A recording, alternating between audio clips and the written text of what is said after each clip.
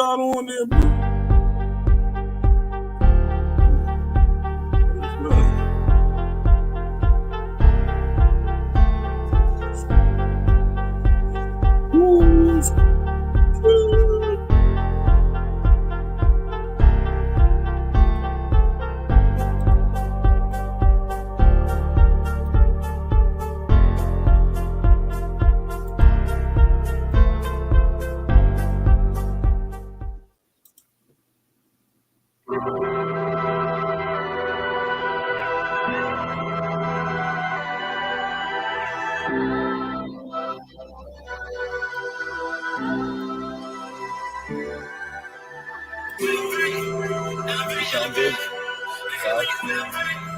I'm clear. Got the little sound. Got it. Yeah. They hate when you elevate. Stacking up losses, I'm handing them out. Yeah, I had to go delegate. It feel like I'm floating, I'm lost in the moment. I swear I could levitate. They never believed that I would really fly. I had to go demonstrate. I had to set them straight. They hate when you elevate. Yo, it's not you, it's the music. Once the music go off, I'll hear you. They hate when you elevate. They hate when you elevate. Yeah. I had to elevate. Pay homage to some of the channels today. Ain't no chance I'm coming down. No. Just said what's up to people and just helped out. Why would I give it up? Why do they want to come take my place? I work too hard for it, don't need a replacement. This my rotation. Now I got goalies all in rotation. I put a channel, take a vacation. I'm too trapped in the basement. Now the hard work is all taking me places. Why they know better? We trapped in the matrix. Bet on myself and go ball out in Vegas. Living the life like I'm rich and I'm famous. Don't see the food and I know that it can't. Was that 800? I ain't making this for myself. I had to prove to everybody else. I had to set them straight. I had to borrow, so I had to renovate. I know they hate when you elevate. They stacking up losses, I'm handing them out. Yeah, I had to go delegate. It feel like I'm floating, I'm lost in the moment. I swear I could levitate. They never believed that I would really fly. I had to go demonstrate. I had to set them straight.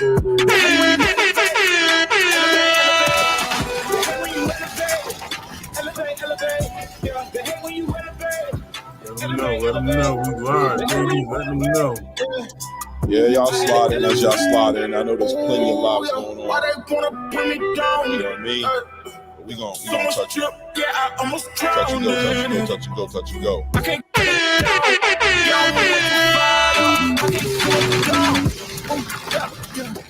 I see the fashion right. Make sure the fashion right. Yeah, I'm in my bag tonight. Yeah. Ooh, I might just pull up a foreign. Watch out, the engine is roaring. It's too loud, you can ignore it. Yeah. This the highlight. What's good, Ray Davis? I'm hanging in there, Clay. It's good to see you, man. I hope you enjoyed your beautiful born day. You know what I mean? Yeah, man. It was a crazy day yesterday. Just chilling with the wife and the son, and I got my son is sick though. You know what I mean? Going through it. Yeah, me too, man. Both my kids, believe it or not. So I feel you.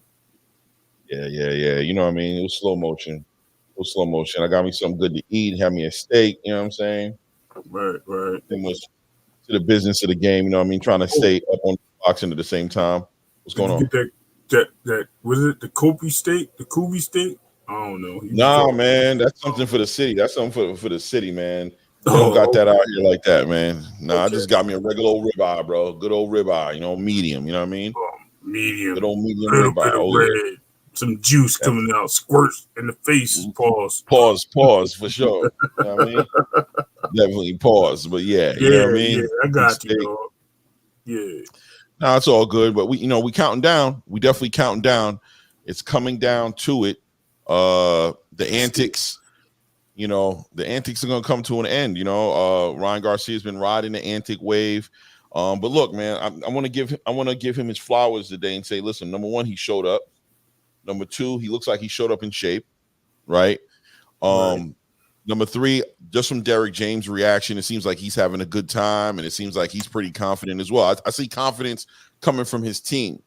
Ryan Garcia still is doing things that are putting his team in an awkward space, right?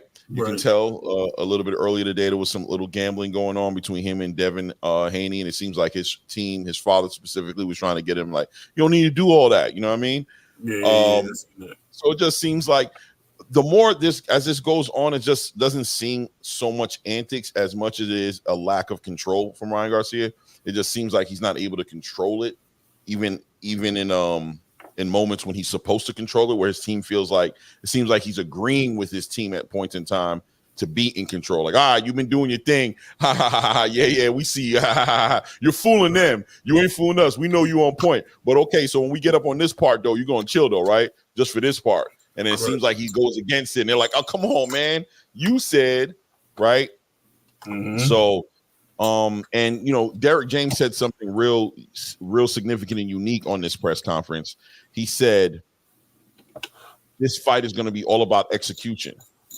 Right. I remember him saying that. He said it's going to be all about execution. And I thought that was significant because when I hear him say that, or I hear anybody say that, that sounds like stick to the plan, right? Salute here for boxing. Oh yeah, for sure. Oh, let me shout him out, man. He been doing this thing with his shorts. I gotta shout him out. Yeah, I seen that. They're posting some grills on Instagram. Okay. But salute here for boxing, by the way, man. You know what I'm saying? I ain't seen you here in a minute, man, for sure. But here good to hear you grilling them ribeyes, and I hear about them shorts. I think I seen like one of them. I think I see one of the shorts out there. I gotta check it out. Go sub to the channel and go check out how them shorts is looking. But yeah, so Derek James pretty much explaining I'll be high by the time y'all start. Hello, no doubt, brother, no doubt. It seems like Derek James emphasized on the execution thing. And that's always going to be the question with Ryan Garcia, right? Is how are you going to be able to execute the game plan if you're not able to take instructions? Because I think without a doubt in this fight, there are going to be points in time when Ryan Garcia is going to have to adjust, right? Ryan's going to have to adjust. Yeah, no doubt. Ryan Garcia is going to have to adjust. Salute Inevitable D Block. Ryan versus Haney going to be lit. I think so, man. I think TR, salute TR. For sure.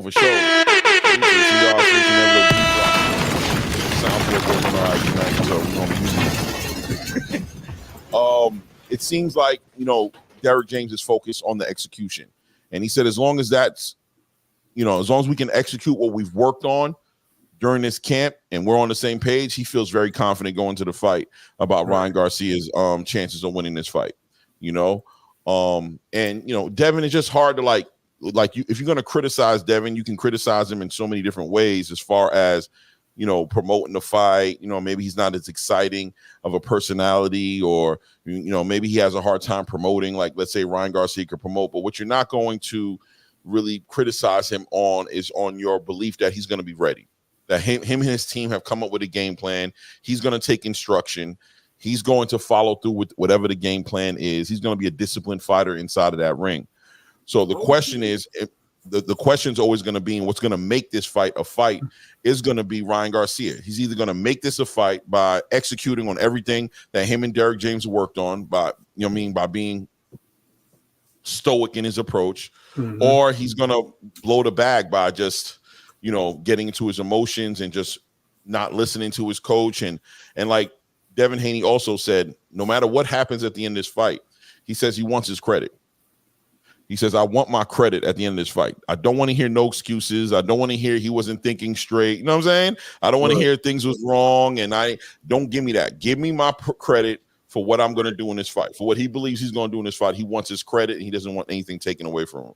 I mean, what do you think about that, Ray? No, I agree 100%. And we already talked about this. And I don't mean us. I mean the whole YouTube universe. You know what I mean? What's going to be the excuses if Ryan gets beat up? What's going to be the excuses if Ryan loses? Is it going to be the fans saying, "Oh, he was sick, he was mentally ill," or this was the case, or you know what I mean, or he was overweight, or he didn't take training seriously, he was drunk before the fight? Like, what's going to be the excuses? You know what I mean? What's going to be the reasons? No, give that man his just due. If he gets in there, he whips that ass. At the end of the day, another thing is Ryan doesn't seem, and you're probably going to touch on this too, and I'm probably beating you to it. But Ryan don't seem like he seemed like he slimmed down, but he still look a little on the heavy side. Devin, you can definitely tell is in his game mode, and he's already weight draining himself. But we already know what Ryan looks like. He's trying to come in a little heavy. He doesn't care about the title, and I told you it's definitely showmanship. He's definitely got that Jake Paul energy. You know what I mean? I just want to get up here and just be in the ring with a boxer. Like that's what it seems like. Like I'm just gonna be in here with a champion. If I beat him, I don't care if I get the belt. I'm gonna beat him. It's just sometimes like you got to look at the moment and like that's why I said that when we was on the phone. What I said we'll get to that later, but you know what I mean. It's too much, bro. It's fun, but at the same time, it's like TR. What are you talking about? You know what I mean? Like TR talking about he want to debate. Yeah, he's still trying to debate me. You know, that's why I said that. No, it's all good. You know, that's my brother though. Yeah, it's all good. It's all good. I think that I think that about the weight, what you said about the weight, I think that is going to be of concern. Let's see what he does. I mean, he's very confident he's going to make it on the scale. He's looking, you know what I mean? He's looking big, you know what I'm saying? Thick, you know what I mean? Pause, double pause, whatever, you know what I'm saying? He's looking, you know what I mean? When you look at Devin, you can see he's been cutting weight, and that can also go into the conversation of, you know, Devin can obviously fight at 147. You know what I'm saying? He can go up in weight. You can tell he's still doing those weight cuts are still, you know, disciplined weight cuts. They're weight cuts that aren't easy for him to make if he doesn't have that nutritionist, if he doesn't have, you know, if he's not taking the right protocol, you know, he's going to have exactly. TR said Devin looks weight drained. Yeah, I mean, he does look, you could see it in his face. You know what I mean? And even in the open workouts yesterday, you kind of saw like he had the raccoon eyes and he just looked a little drained. You know what I'm saying? What do you think? I don't see that as an issue though, because I don't think he's weight drained to the point where he's shrunken in. Like when he was at 135 and he looked like a skeleton, that was weight drained to me. To me, this is just him coming off, you know what I mean, coming down. Look at how Bud looked when he fought Earl. Bud didn't look, you know what I mean? Everybody thought he was weight drained. Then he got in there, he was still a little heavy. You know what I mean? Right. So we can't look at the facts that, you know what I mean, because somebody looks a little smaller than what they are. That's his job. His job is to make the scales. And after the scales, he can do whatever he got to do. Right. So I think we'll get a real healthy Devin. I think we'll get a decently healthy, because Ryan hasn't made 140 yet. Let's not forget that. He has never fought that. I have not forgotten that. I was literally going to bring that up, so please continue. Yes. Yeah, so he has never fought at 140. So that's going to be a real big problem for us right now when we see this and how it's going. Shout out to Nick J in the building, Queens of Boxing. You know what I mean? Shout out and you know what I mean. So where Nick J? I don't see her. Yeah, she up in the chat. I just seen her come in. Salute to the Queen. Oh, I'm sorry. You know what? I'm lying to you. I am on watching Blues channel, and that's right. I'm about to be. She's not in here. I was like, hold on. Let me say it. Let me shout them out though. Let me tell her. I'm gonna hit her up, but shout her out anyway, because you know they be doing their thing. I'm gonna get her over here. Right. But yeah, at the end of the day, bro, we gotta understand what that is, Clay. And you know what I mean, we gotta find out what that is, because that's our you know what I mean, that's our go-to, man. That's what the Haney clan does, is we actually support the fighters. We don't support the fighter. We support the fighters, and we want to see the best fights. You know what I mean? Right. Man, Devin been calling everybody out since 2019. So right. I mean, you know, just staying away from the segue, just to saying that the weight is going to be what I'm looking for tomorrow on the weight scales. I know Devin's going to make the weight. I want to see what he looks like when he makes the weight. Right. As far as Ryan Garcia is concerned, I want to see if he makes the weight. I'm not going to lie, because like you said, he hasn't actually done that yet. He hasn't made 140 pounds since, you know, Gervonta Tank Davis, when he made the 136, obviously, but he hasn't made 140 yet. In his last fight against Oscar Duarte, I think he came in like 146, was it? Right. I think he came in for that fight, right? No, Tank was 141. No. Tank, 146 with Duarte, For Duarte, yes, exactly. Yes. So you have to ask, why did he do that? Why did it have to be a catch weight for that fight? What was the purpose of that? You know, why not fight at your weight, you know, class of 140? You know, people can go ahead and speculate as to the reasons as to why, but regardless, we haven't seen him do it yet, and we haven't seen him do it in a healthy way. The industry, the space is acknowledging, Yes, Tank is scared. No, we'll talk about that in a minute. Salute freaking Flyer. We can speculate as to why he didn't make the weight before, but going into this fight, there'll be no speculating. He has to be at 140. He has to make that weight, and we want to see what he's going to look like because he looks real good right now. I ain't gonna lie to you. I remember when I saw Errol Spence getting ready for Terrence Crawford, and I saw him like a few days, like about a week or so before the fight, during the media workouts. I'm like, yo, this dude looks like a beast, man. Terrence is gonna have a hard time with this guy. But then I was hearing the rumors like, oh, he's walking around like 180 pounds, 185 pounds. I was like, oh, he got to cut mad weight. He still got to get down to 147. How's he gonna look on fight night? And lo and behold, when we saw him, the night of the fight, we saw that he was definitely compromised for some reason, one way or another, whether it was the weight cut, whether it was pain meds I'm hearing about, whether it was injuries, where who knows what it was, but he seemed compromised that night. So, when you see somebody looking like Ryan Garcia, you got to question it. He hasn't made the 140 yet in front of us. Tomorrow night will be the first time he's doing that, and we'll see what kind of effect that has on him. You know what I mean? What's going on here in the chat? It was 143. Will said it was a 143 catch. 143. You're right, Will Bigelow. Yeah. That's what it was. It was 143. Yeah. Exactly. It was 143. But I'm laughing at TR and my with aliens. Yeah, to keep Ray honest. Yeah. Here, I'm about to pay a graphic designer to make a Haney's logo. I ain't here for boxing. You know what I'm saying? Oh, we got it. Did you see it? He didn't see the logo. Well, I think he just wants an official one. You know what I'm saying? Like, all right, so I'm gonna send it to you. I'm gonna send it to you so you can get it done. But here, let me show you. I'm gonna show him, Clay. I don't like doing this. Good. But I'm gonna do it. I'm probably gonna do it. Show it to him. Show it to him. There you go. But yeah, so and we'll see how that turns out. Did you think that Ryan Garcia, or there's a logo right there for you? Haney's Clan. Right there. Undisputed. Right? You got the 2 WBC titles on there. You know what I mean? Every belt he add, we're gonna put another one up there. Freaking say he wanna put his up. Yeah, thanks, man. Appreciate it. Got the gauntlet though, you know what I mean? Snapping that finger so we can get those champs, those belts. But let me man, Teach said, man, Ryan shook. Yeah, man. I mean, listen, man, at the end of the day, like I said yesterday, and I've been saying through the whole buildup of this fight, at some point, I wanted to see something in Ryan that made me feel like this fight is going to be competitive. And I'm just not seeing that, right? Like I know people like TR and other people are going to say, they want to refer to his accolades that he earned when he was an amateur, and they want to go back 10 plus years as to who he was and what and I have a hard time turning that into that he's bringing that, or that makes any kind of difference as to what's happening Saturday night, because at the same time, Devin Haney is not the same fighter he was back then. He's evolved majorly since that time period. Has Ryan Garcia evolved in the same way as Devin? I don't think he has.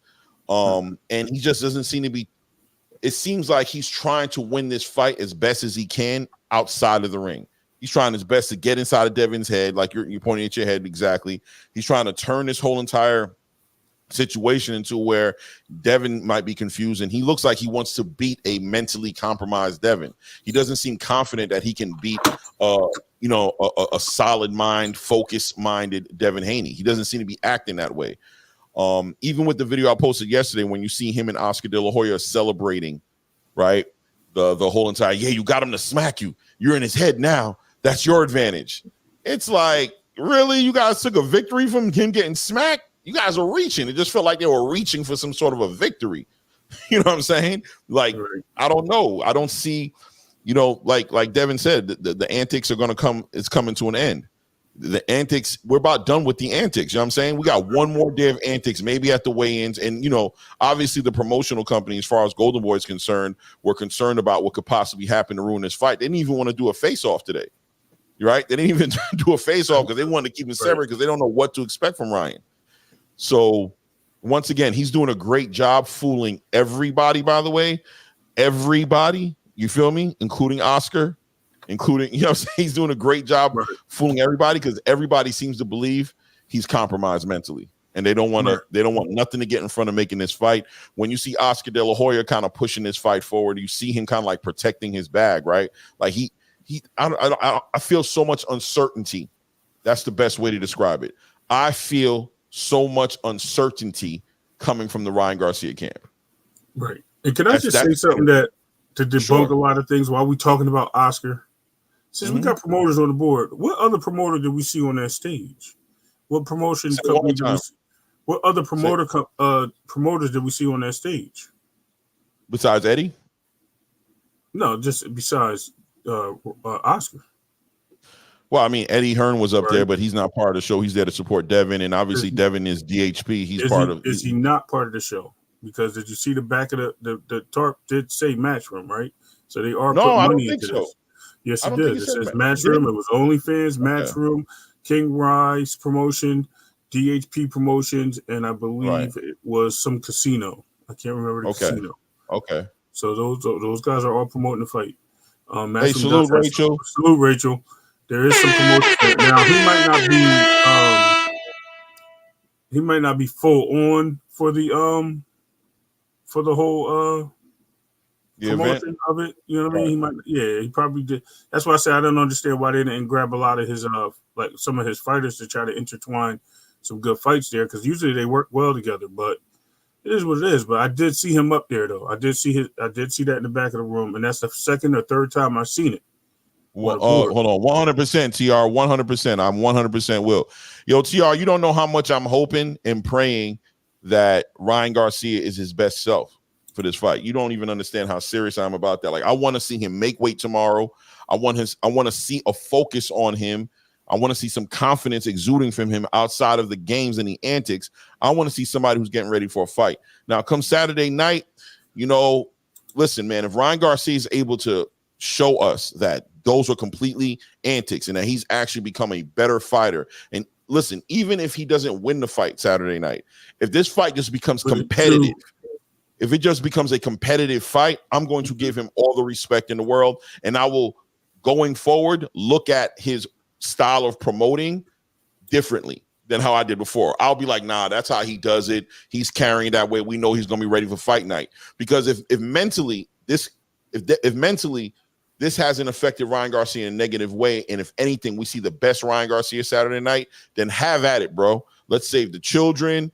Everybody's the devil. Do what you do. I'm going to be watching it laughing with all his fans. Like, yeah, Ryan, crazy. I'm going to enjoy it more. You know what I mean? But until I see that, I can't do that, because right now it just makes me uneasy about the competitive nature of this fight, on how competitive it's going to be. Salute Poe Porter. Salute, salute, salute. You know what I mean? And that's just keeping it 100. I'm turning off all social media during the fight. Me too. I'm not even going to be doing a live during the fight. We're going to do an after the fight party, because I'm tired of watching the fight in silence and missing it. Here for boxing, you still got that ticket, the extra ticket, man? I might have to throw you some dollars, slip up, pause, come up to the fight with you, man. We have to see. Yeah, TR, we definitely going to be in the building, yeah. Yeah, man, this is a big fight, man. I think this is a fight that could really be competitive. I'm hoping Ryan Garcia is where he needs to be mentally for this fight, and I'm hoping that this was all games that he was playing and he was just, throwing the smoke screen up. I don't think Devin Haney has bit into any of it. I don't think any of it has him going. It looks like his team has been super focused on telling him, don't listen to that dude, bro. Get ready for the illest, fastest, hardest hitting, highest pedigree, best IQ boxing having Ryan Garcia that the world has ever seen. That's how they've been. Salute, Big Dre. Yeah, salute Big Dre for sure. Salute JR Spock too. Colorado in the building. Salute JR Spock. But yeah, you know what I mean? That's what I'm hoping for tomorrow night. But once again, I got to be honest right now, and I'll eat my crow Saturday night. I'm not very confident in who Ryan Garcia is showing us. And when I see little things like his father calling him to chill, when I see Derek's faces sometimes with some of the antics, I see discomfort, bro. I see discomfort and uncertainty, you know what I'm saying, from that camp. I just see it that way right now. We'll see what it is. Devin looked frail and weak and sounded weak on the podium. Texas, I'm going to tell you like this. I agree with you guys on this, by the way. We were speaking about it a little earlier, and I'm not going to pull back from that. Devin Haney did look drained. On the media workout, he looked even more drained. Today, he looked irritated. He looked so drained, he looked irritated. He looked like he wasn't even trying to hear what Ryan was doing. He just wanted to get right to it. But I'm going to also say that Devin Haney's always, this is the stages that we've seen Devin Haney go through before he gets into a fight. And, obviously his record speaks for himself.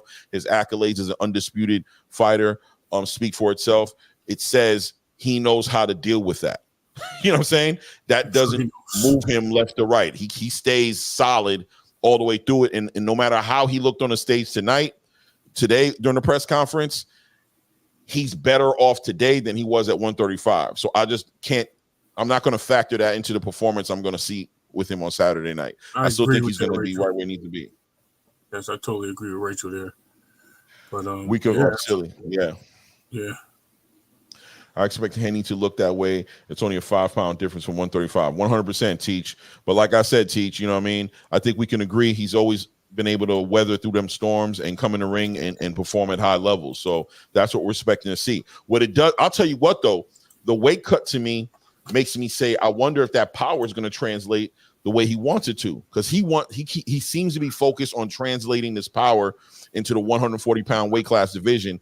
I believe him when I hear him say he wants to stop Ryan Garcia. I believe he feels like he missed out on an opportunity to stop Regis. I think he feels like he missed out on that, and I think he's carrying that same energy over from that. Like, you know what? I had it before. I'm going to go for it this time. So the question is now with this weight cut, which I don't know. I have to go back into the archives to see what Devin Haney looked like in the media workouts for the Regis Prograis fight. But did he look drained when he made that weight? I know he had a hard time. He looked the same. He had his glasses on. He looked the same. Right. They had him sleeping in like a sleeping bag and everything. They had to help him up. So yeah.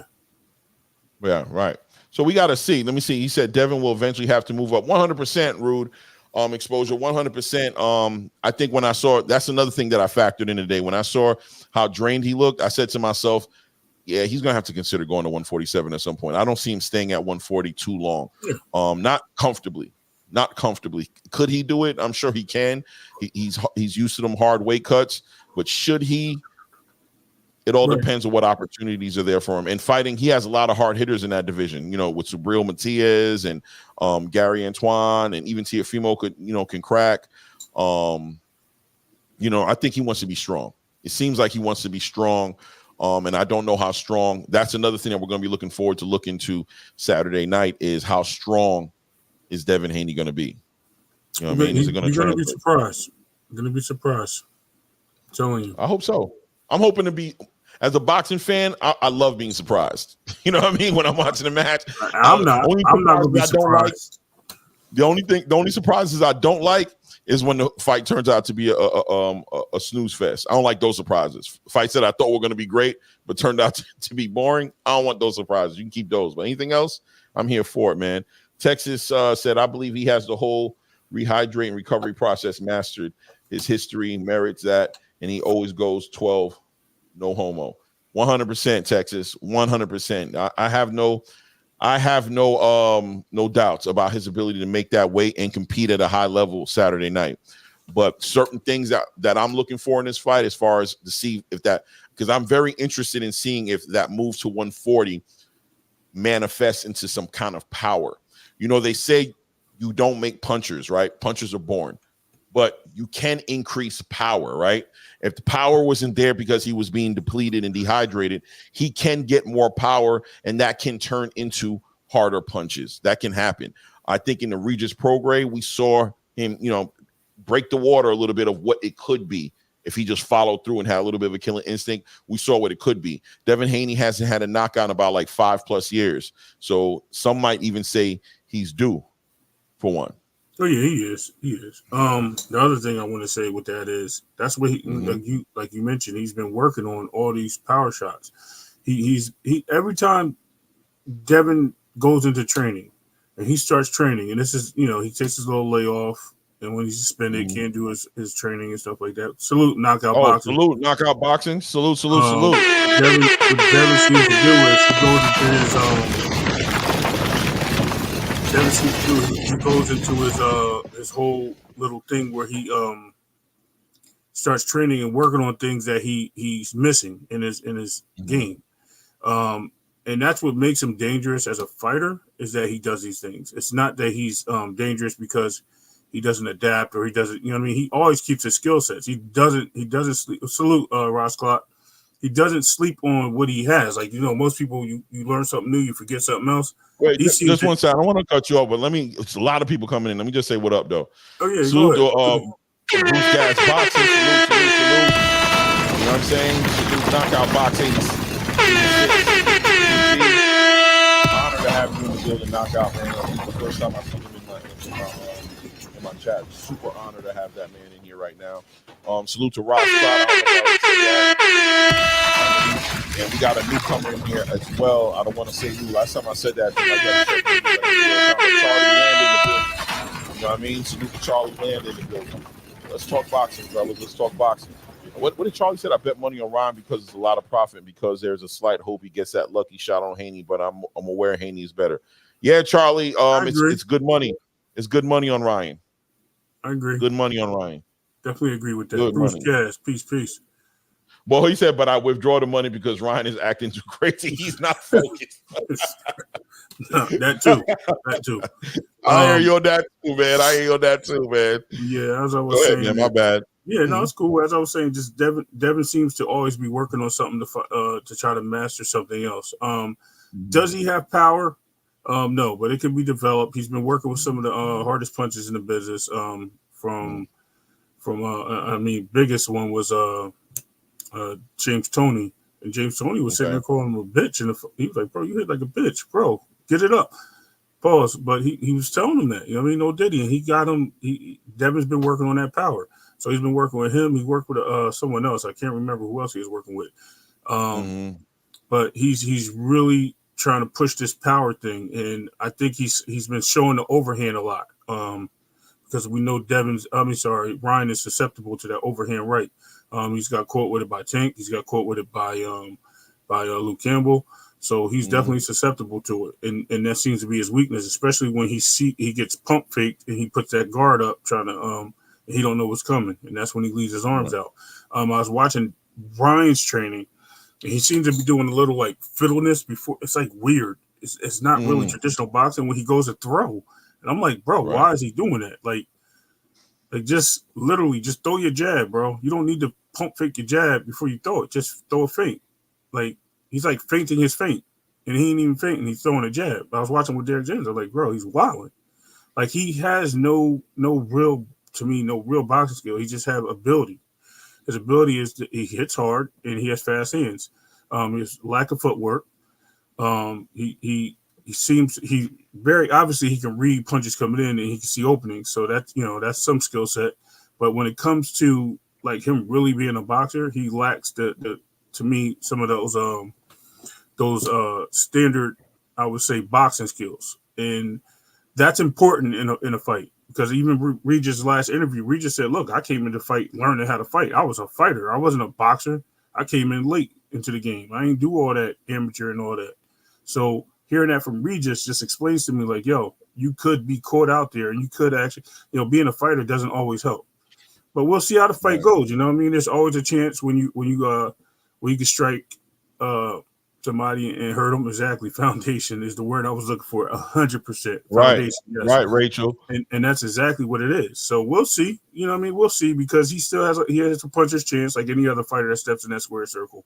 We'll see if he stays in the middle of the ring and see if he stays aggressive as he's promising. And I think if he does, that's going to be a bad move for him. Right. One thing I saw with Ryan that I paid attention to in the drills he was running with Derek was you seen him thinking a lot. Right? As Derek was going through the different drills with him, you saw Ryan thinking about what he was going to do. Like, okay, I remember this. You just seen thinking. It was smooth. It was decent looking.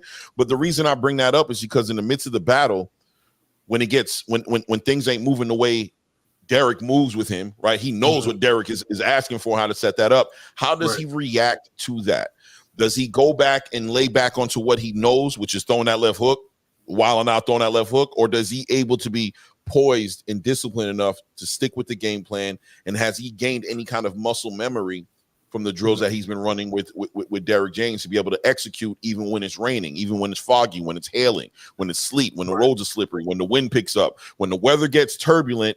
Is he going to be able to resort to what he learned inside that camp with Derek? Like Derek said, is he going to be able to execute, right?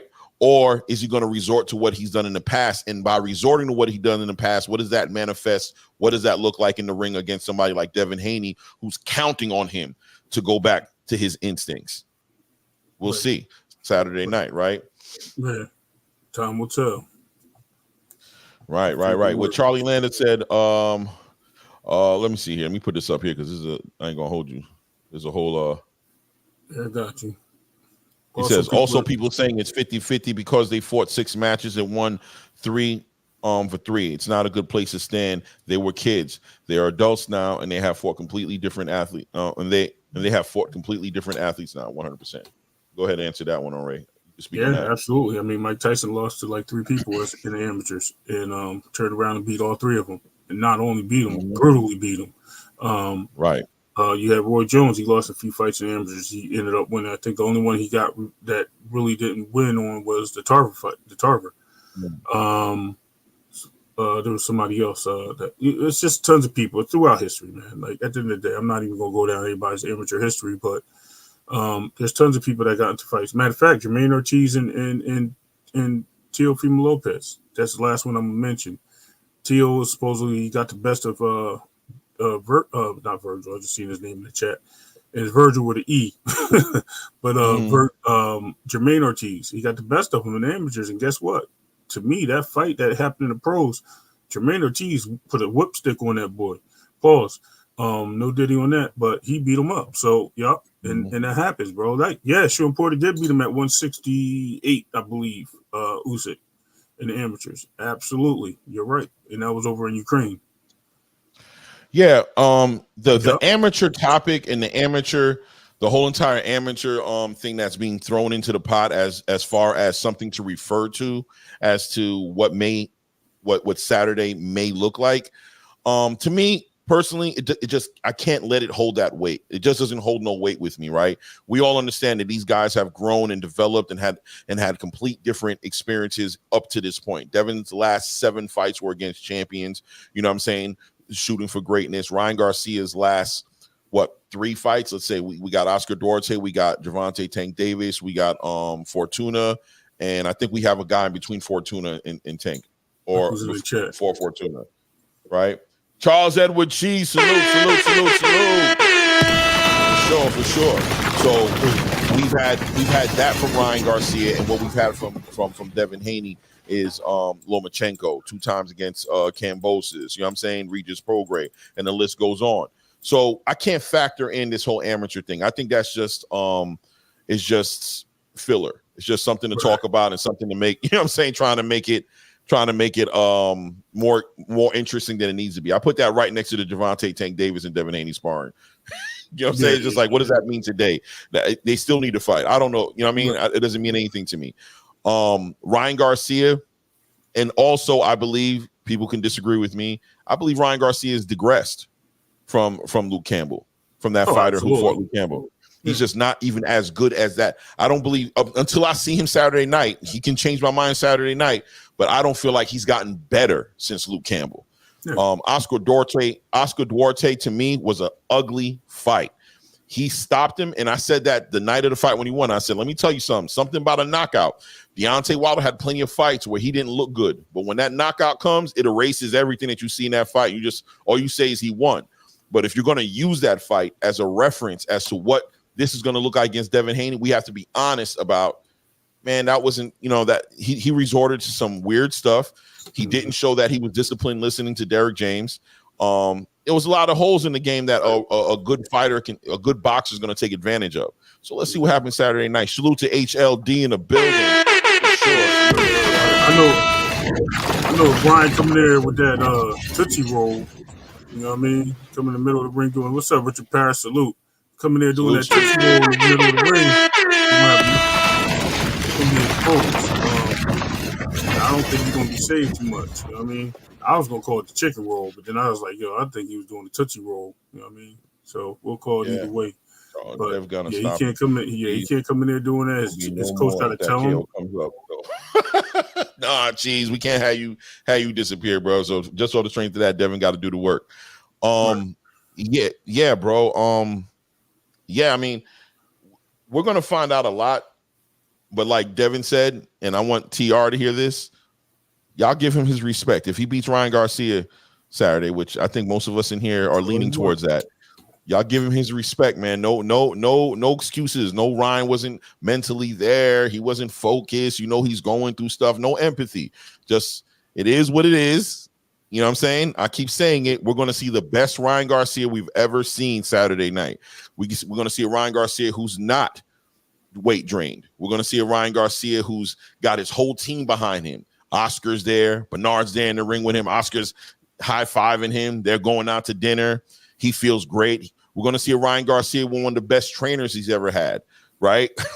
And Derek James. We're going to see Ryan Garcia, who's talking a whole lot of shit and saying he's the best. He's not telling us anything to make us think that he's not ready for this fight. Even though we're looking at antics, he's letting us know they're just antics. What happens on Saturday night is what happens. It's the best Ryan Garcia, no excuses. We can even argue to say that this is a better Ryan Garcia than Tank fought, right? This is the better version of Ryan Garcia. That's what they're saying. Right? That's what Ryan's saying. This is not my word. This is definitely what Ryan's saying. 100%. So let's keep it 100. Do you think he went and got that book out the crowd, though? Good fight. Huh? You think he went and got that book out the crowd that he threw? Yeah. Did he go find it? Did somebody go catch it and bring it to him? Like, that might be some good stuff. Teach says, Claymore, he won't get the respect. There are a lot of people with agendas in this sport. 100%, Teach. There's going to be people who just can't be pleased. But I would like to, I'm speaking to my community. Teach, I'm speaking to you. TR, I'm speaking to you. You know what I'm saying? Frequent Flyer, Bang Bang Boogie, HLD, Ross Clot, Richard Paris. You know what I'm saying? Charles Edward Cheese. I'm talking to the community. At the end of the day, none of us in here are going to make any excuses for whatever happens that night, including if Devin gets stopped. If Devin gets stopped, no excuses, man. Ryan Garcia is one of them, and I can't wait to see his next fight. Bruce Gas said it best. Bruce Gas said it. No excuses. Ryan won't be. Well, what he said? He said Ryan won't be weight draining this fight, so that excuse can't be used. 100%, Bruce Gas. That's the most important thing about going into this fight. Not the pay-per-view numbers. Not if this arena sold out. I know those are going to be the high-level conversations going on in all these different content spaces, creating spaces. But the most important thing for boxing fans should be who's the better fighter that night. Mm-hmm.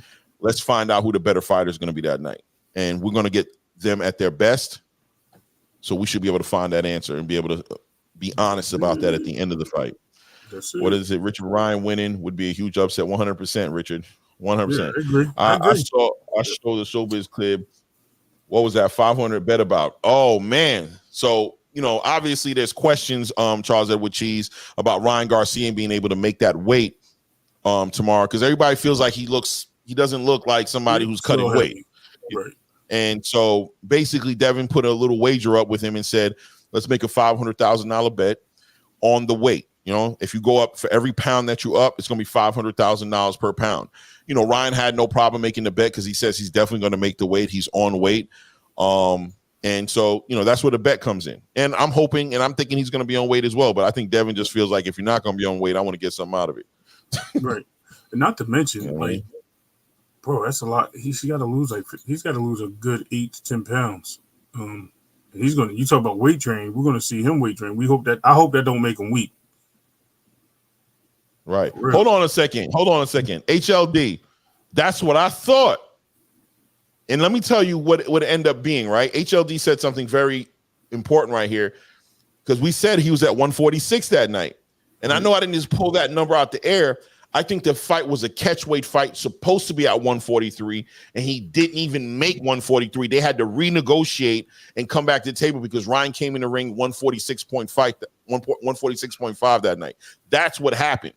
I remember it. It was a catchweight fight the night of the press conference, right? And everybody's like, why is a catchweight fight at 143? But the night of the fight, Ryan came in at 146.5, and they renegotiated it and made it a catchweight fight for 146.5. You guys do your Googles. That's what happened. So ultimately, Ryan Garcia couldn't even make the 143 catchweight.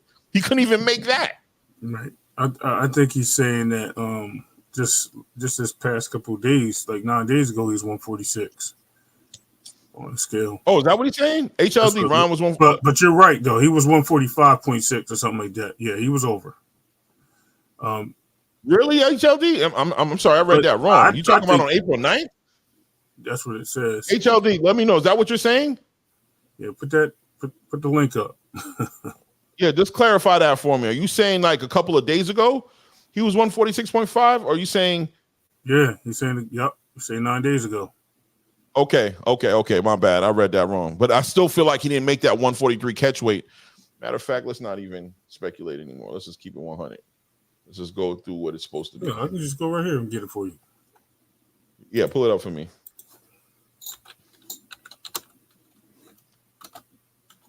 Tell me what he was that night. You? Oh, it says he was 142. 142. Yeah, the weigh-in, he was 142 or something like that. No, Duarte was 142 on the weigh-in. Oh, yeah. Duarte. Ryan came in like 143, 144. He was over the weight. Ryan was over. Duarte came, it was weird. Hold on a second. Oscar Duarte. Oscar Duarte? American? Hell no, that can't be the same guy. Oh, it is. It says he's American, man. Ryan Garcia. Yeah, Ryan Garcia came in at 143. 143. He came in at 143. Right. I digress. Yeah, I know he came in. I digress. But when they were talking about his weight of the fight, they were saying he was really heavy. His tank 100% ordinary. Let's get it up. The night of the tank fight,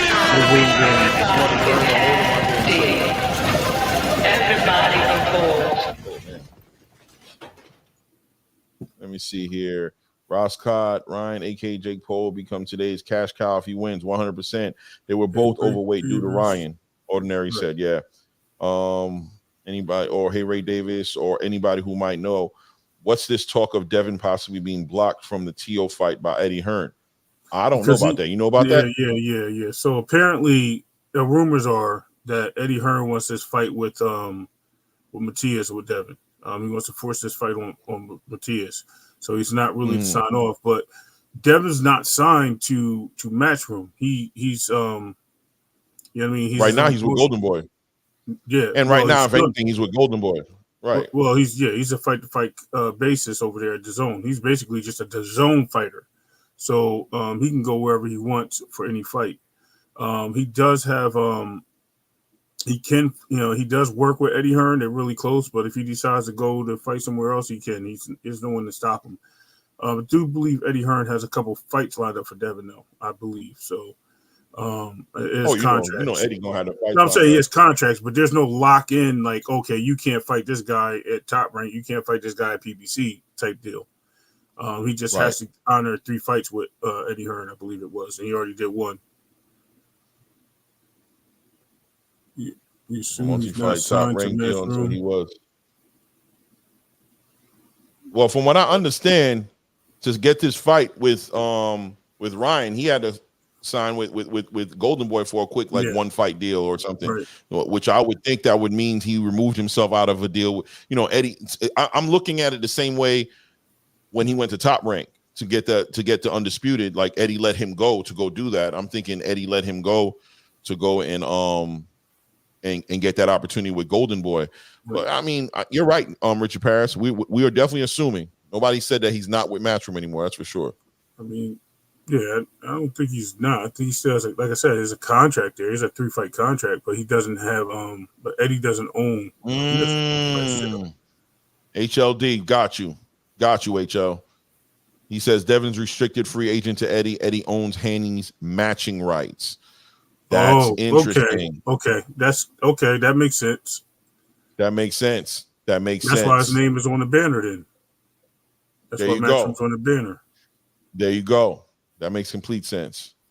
That's But why I'm telling you, my the people in my chat, the realest in the game, bro. I got them all in here, bro. Love the squad in the chat, bro. Haney can move Let me as he see here. does. Charles Edward Haney. Yeah, go ahead, Go read ahead, it. you got it. I already stopped. Haney can move. Haney can move as he does because promoters can trust him 100%. Right. Charles Edward Keys. And that's another thing you hear about Devin Haney. Not one promoter says anything less than what you just said, Charles. Bob Arum says it. I don't hear Oscar De La Hoya fighting in Eddie Hearn. Obviously, he says it all the time. People say they do great business with him. So we'll see what happens. I feel like this.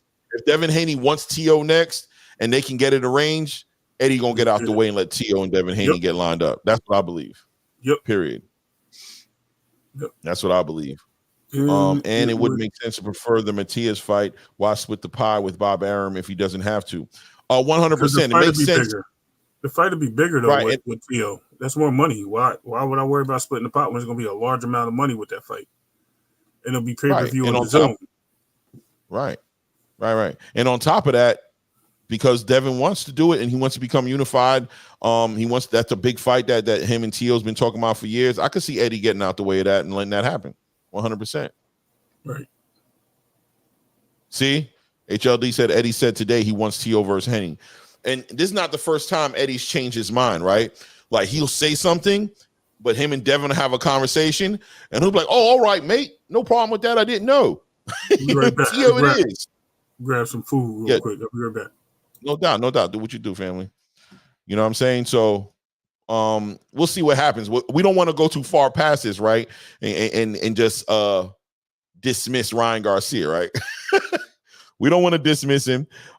He's still the guy he has to get through at the end of the day to make things happen. To make all these things happen, he needs to get through Ryan Garcia, and I think that team is definitely focused on that. What y'all think happens on the weigh-in stage?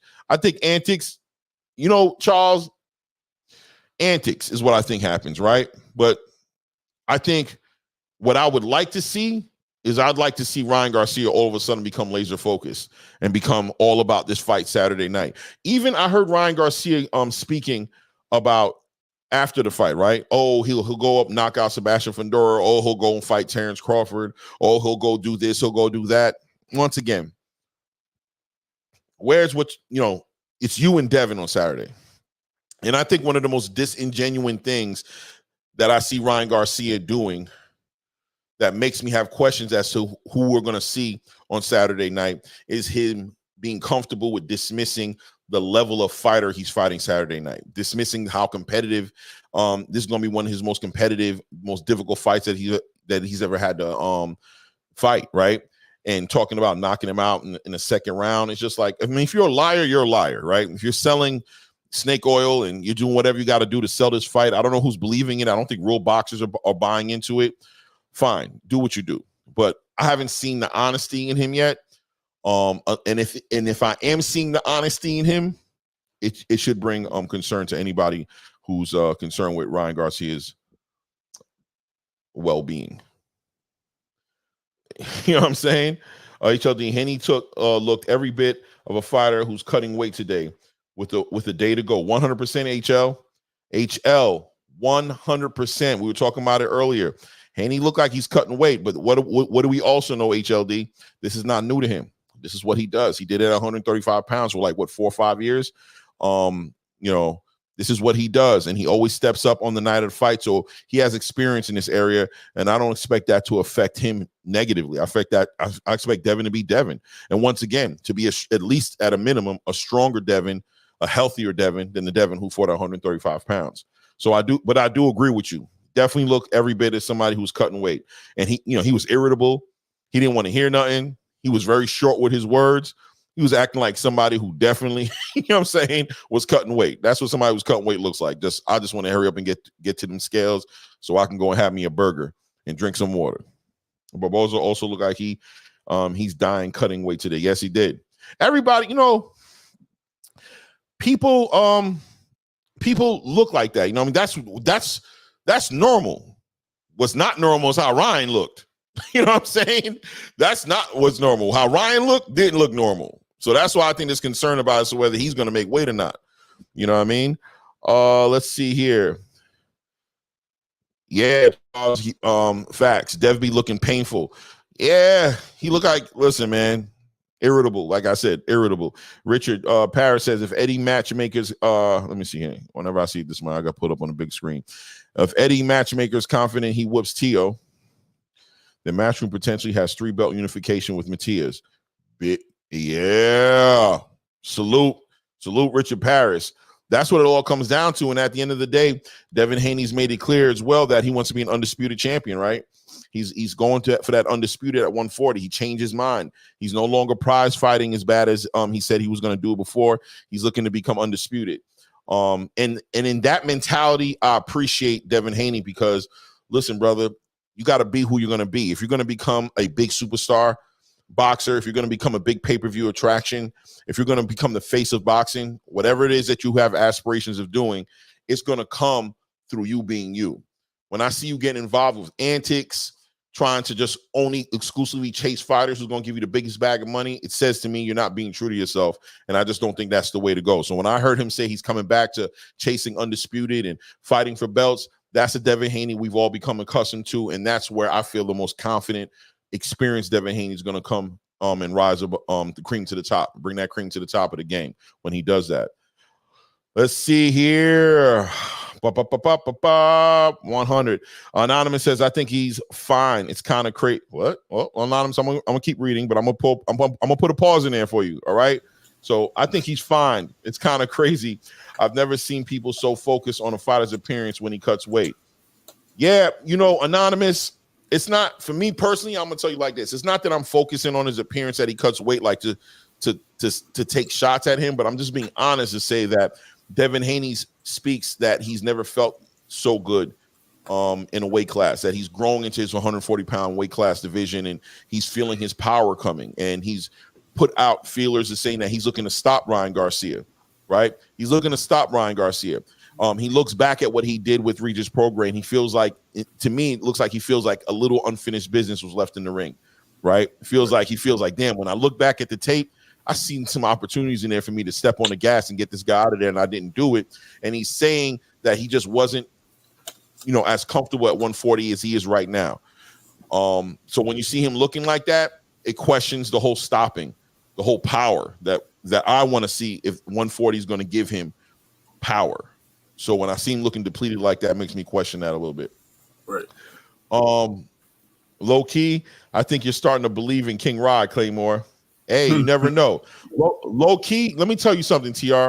Low key, I've always felt like I just want Ryan Garcia to be the Ryan Garcia that I thought would have been a great fight with Devin Haney 4 years ago. You know what I mean? That's the Ryan Garcia I want to see show up. That Ryan Garcia. Right. So yeah, man, I think Ryan Garcia can tap in if he gets focused, if he does take it seriously. I think he can be competitive with Devin Haney. But I want to go on record. I don't think he's beating Devin Haney. I ain't gonna lie to you. I just don't think that's gonna happen. I don't know. You're not wrong. It's just Dev's physical makeup really accentuates the cut. 100%, Charles. I tried to say it without a pause. I don't know. I'll say pause for you, bro. Pause. That way you can just say what you gotta say, man. Look, Anonymous ain't like, nah, you ain't gonna pause me and not pause him. No, sir. We all gonna get the pause. Equal opportunity pause across the table. We ain't doing that. Everybody get the pause button for sure. I actually got to put a pause sound effect in my soundboard. Right. You know what I mean? But we'll see what happens that night. The undercard is not very it's very lackluster. I am interested in seeing what Scrappy Ramirez is going to bring to the table. I am interested in seeing that. I think he's probably going to be the most exciting fighter on the card. I'll be honest with you. Even more inside than the Devin Haney Ryan Garcia fight. I think Devin Haney and Ryan Garcia is going to bring a lot of attention to it, and everybody's going to be on the tip of their seats. But I think Scrappy going to show out and damn near steal the show. That's what it seemed like. Scrappy look like he going to put on a show Saturday night. Yeah, right? That dude from Costa Rica, he undefeated, bro. You will see. Jimenez, yeah, Jimenez, yeah, Jimenez, but they say Jimenez. I don't know. Yeah, yo. So we talked about a little bit the other night about this 5-on-5, you know what I mean? Mm-hmm. And, I've had some time to marinate on it and really let it, you know what I mean? I'm, just thinking about it. And I'm just like, man, these other promotional companies need to take some notes, bro. I'm dying to see PBC versus another promotional company. I'm dying to see it, bro. Like, I don't care which company they want to choose, whether it be, and I even thought about it on a level of like a promotional company like Grand Prix almost. Like 2 fights from each promotion, you know what I mean, to make a card up where they all, you feel me? For an elimination or something, right? That'd be dope. Right. That would be crazy. Like, you know what I mean? Like 3-4 events in 1 year. You have to be 6 promotional companies, though. I only think it's 5 right now, right? Well, there's a lot of promotional companies. Right, but the big 4, the big 4, big 5, like, you know what I'm saying? Those guys. You can't leave Queensbury out. No, we're gonna do Queensbury. We're gonna do Top Rank. We're gonna do Matchroom. We're gonna do PBC, and we're gonna do either Golden PBC or Top Rank. One of them will have to get the get the wild card. They have to wait for the next round. How about that? They get the lowest seed, which is Golden Boy, because Golden Boy don't have many fighters up there. So Golden Boy fights PBC in the next round. Let's say. So do you think like the zone should just be one? Like the zone should just be coming as one, like including Golden Boy and Matchroom? The zone to be number 2, or the Top Rank will be 2. The zone to be 3. Golden Boy 4. Your 4 and 2 go at it. Your 3 and 4 go at. I mean, your 3 and 2 go at it. Right? PBC gets the bye. Mm-hmm. They get the winner of the 2 and you know what I mean? That worked. That would be fire, guys. Be honest, guys. That would be crazy fire. And that would also reignite boxing. I think that would light boxing up. If these promotional companies could come at some sort of round table like back in the day with Lucky Luciano. What was the name of it? Was it the Commission? No, it wasn't the Commission. What was it called? Murders Inc. What was it called? No. When Lucky Luciano put that whole round table up with all the bosses. And they organized them. Mm-hmm. I'm trying to remember. I think it was called the Commission. Yeah. If not the Commission, then Murders Inc. Right? Just have this big round table meeting. I'm picturing Al Heyman, Leonard Ellaby sitting on the table, Frank Warren, Eddie Hearn, Oscar De La Hoya, Bob Arum with Lou DiBella next to him. Because I think Lou DiBella taking over for Bob Arum when Bob Arum kicks the bucket. Lou DiBella has a channel. What's his name? Don't he? So yeah, but I think he's really working with Bob. I think he's just kind of like helping Bob a little bit. I wouldn't be shocked to see him take. But that's 6 promotion companies right there. Right, and then have them all at the table and with Turkey at the top. Like, let's make these happen, man. What's up? Tournament is going down. Let's see who the number 1 promotional company is in the game. Let's get everybody's best fighters on the table, and let's call it. Let's call it the biggest thing that boxing's seen since Ali Boumbaye. You know what I'm saying? Right. Let's call it that. And maybe they should just get a promotional company title, like, you know what I mean, like the Grand Prix title for, you know, different weight classes, the major weight classes. Create a title, right? For this, the major weight classes. So, so you just do it through the major weight classes and let it marinate from there. That's dope. Crazy. So I've been thinking about it, and I thought that would be pretty interesting if you know, these promotional companies could get out their own way, bring it together full circle, and just reignite boxing. Boxing needs it, man. Boxing needs something fire. Boxing needs something fire to come up out of it, to just reinstate the legitimacy of what the fans want to see, the best fighting the best. Right. Boxing cannot deny. None of these promotional companies can deny. Al Heyman can't deny it. Eddie Hearn can't deny it. Oscar De La Hoya can't deny it. None of them can deny what the biggest complaint is about boxing. We want to see the best fight the best. Address it. Come together in a common place like Saudi Arabia. You know what I'm saying? Up there with Turkey, somebody who's just right there trying to make the best happen. Use that resource and bring the fans together, bring the fan base of boxing together, and everybody. Biggest pay-per-view sales, arenas getting sold out. Come on, man. You can't beat it. You know what I mean? Haney lost to Loma. No, he didn't. Hey. But Loma was landing 6 punches to combos. Haney. Look, at the end of the day, Mr. R, even if you feel he did, he didn't. Right? So we can't live in the past. Look, Teal lost 2 fights, but guess what? He's still a champ. They ain't even count. Yeah. He only got 1 loss. Yo, so do you have any perspective or understanding on what this whole entire Terrence Crawford, Jermell Charlo, PBC, like what's going on with that? I'm hearing that PBC's jumping in that conversation to stop Terrence from getting that fight. for the vacant WBO? Is that it's a lot of weird things going on. on? I'm just hearing about it. You know what I mean? I'm just hearing about it. You know, I like to let things marinate before I really go and start talking about stuff, because once you start putting, like I said, it's not wrong with putting it out there, but you have to also have to be clear, like, yo, listen, I'm not 100% sure what this is and what that is. So, you know what I mean? It is what it is. Right. Let's see what's going on. Let me see if I can see anything. Jermell Charlo throw a wrench into Crawford. Oh, right down the top, right into the top. Okay, so Jermell Charlo is activating his WBA junior middleweight champion and reset spot to be next opponent for the 154-pound champ. Oh, okay. So Jermell Charlo is basically getting into the conversation of fighting Israel Madrimov for that 154 champ. Listen, bro, that's cool. That's not a wrench. That's not a wrench. If that's what you want to do, come back in the game. You know what I'm saying? That WBO title still going to be vacated. Terrence still gets an opportunity to fight somebody for that. But you know what I'm saying? Because are they talking about unifying or something?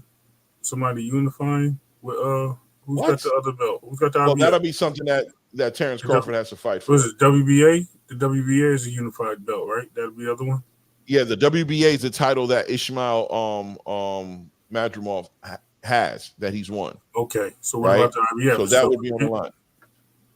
No, the IBF. Somebody won the IBF too. Or somebody's fighting for the IBF soon. Yeah, wasn't it Earl?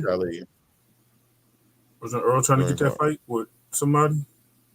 No. There's already a fight lined up for that IBF title. It's already been pinned together. It's going down. Yeah, it's going down. So Earl was trying to get it. Go ahead.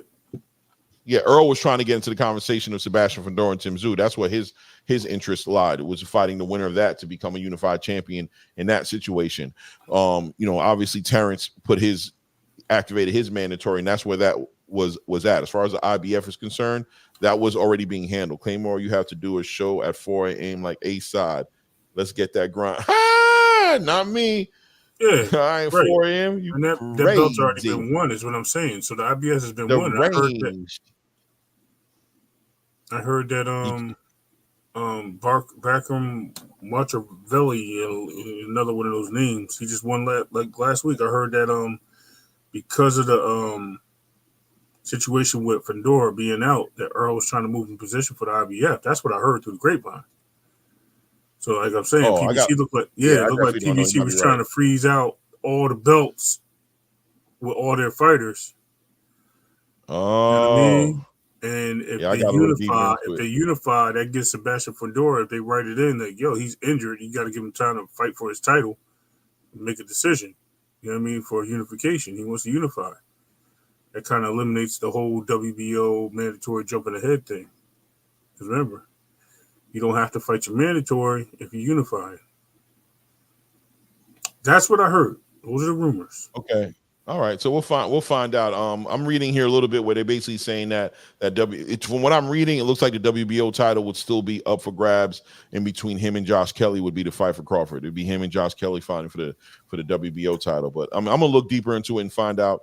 UK fans would like to see Crawford for Kelly fight, but not US fans. Crawford victim David Avanesian knocked out Kelly in the 6th round. Yeah, I don't know. I got to look deeper into it to see what PBC really don't like Bud. PBC, I don't think PBC doesn't like Bud. I think PBC wants to do business with Bud, and I think Bud doesn't. And I don't think Bud wants to do business with the PBC. Like he doesn't mind doing business with them, but he doesn't like the idea of being signed to anybody and locked down, and his options, being at the bid and calling of a certain promotional company. I think that experience he had with Top Rank really rubbed him the wrong way. I think he just never wants to get in that type of situation again. And I also think that the way the PBC kind of looked like they were getting in the way of making it difficult for him and Errol Spence to fight that first time kind of put a little bit bad taste in his mouth about how they represent themselves. And I think what the PBC is trying to do is put Bud in a position to where, look, bro, why are you wasting your time? Just come sign with us and you can get all the fights you want. We're going to take all the fights you want, have them here. All you got to do is sign with us, and we're going to give you all the fights that you want. I think that's what the pressure is coming from. I think it's chess being played. The pieces are getting moved on the board to corner Bud in some kind of way to make it where they're enticing him to come over to the PBC because he has no choice. I think that's what's happening. Yep. Well, Blood's playing 100%. hardball also at the end of the day. So you play hardball, guess what? It's a freeze out. It's a freeze out when I got the belts. It's like Top Rank. If Top Rank gets all them 135 belts again, except for the one that Tank is holding, what do you think they're gonna do? They're gonna freeze out all the fighters. That's why they tried to sign Shakur back so bad, because they want to freeze out the belt. They always freeze out that division, 135. 100%. 100%, man. Let me see. Charles said Bud wants Canelo treatment without the fan base. It's truly a tragic situation. I agree with you, Cheese. In my opinion, he had one chance, and he choiced the U or the ooh. Yeah, I'm lost, Charles. I ain't gonna lie. Bud is TR says Bud is real. He understands PBC doesn't do good business. I think, I don't know. I mean, because look, I just want to be fair, right? Just to say that you're not going to find too many fighters who are going to complain about the business they've done with the PBC. I haven't seen it happen yet. The closest one I've seen to complaining somewhat was Drawn, and he didn't even complain, right? He just made it look like, it just wasn't working out. But most fighters are just like, nah, PBC does great business. PBC is known as a fighter first company. You know what I mean? They take care of their fighters. I just think when you get in that mindset that you want to be independent, that you want to be a boss, that mindset just, becomes cemented in your brain. And I think that's what Terrence is at. I think Terrence is just in that space of boss talk. That's where I want to be at. I want what Devin Haney's doing, what Canelo's doing, you know what I mean? What Javante could be doing, but he's choosing not to do. You know what I'm saying? What the big stars are doing, I want to do. I want to control my destiny. I want unique contracts, specifically that are going to benefit me. I will give you a fight, and I want to be able to walk away like Canelo does after that fight. Or we can revisit another contract for the next fight. I just want to be treated that way. I want to be at the table negotiating the biggest fights and the biggest purses that I can get. I don't want to be treated equivalent to no other fighter because I feel like I'm two weight class undisputed champion, and I want to be treated that way. Right, and let's not dismiss that Tank seems to be doing his own thing now too, because he's talking about he's got 6 to 7 fights lined up, and those 6 to 7 fights he's including people, and if that's the case, that means he's going to be calling his own shots too. So we'll have to see how that works. 100%. But I think that PBC is Musa. Yeah, salute. Ron Jones, salute. Rona too. Charles that with cheese. You gotta elaborate for me, Charles. I think that that's just a politics and a business game going on, and we're gonna have to see how that plays out. As far as Tank is concerned, yeah, exactly, Ray. Yeah, I want to tap in on that. I agree with you 100%, but I believe that PBC PBC loves Tank and doesn't want to they'll be willing to do business with him in a way they won't be willing to do business with other people, right? Like Tank, they'll reach out and cross promote if needs be. The way they did it for Ryan Garcia fight to happen, you know what I'm saying? They'll do it the similar way. Ryan Garcia was Golden Boy, you know what I'm saying? And they had to cross promote to make that fight happen for Tank. And I also think Tank is not exclusively signed to them that way. I don't know how the structure of their deal really is at the end of the day, but I believe that once Tank walked away from the money team, from Floyd, right?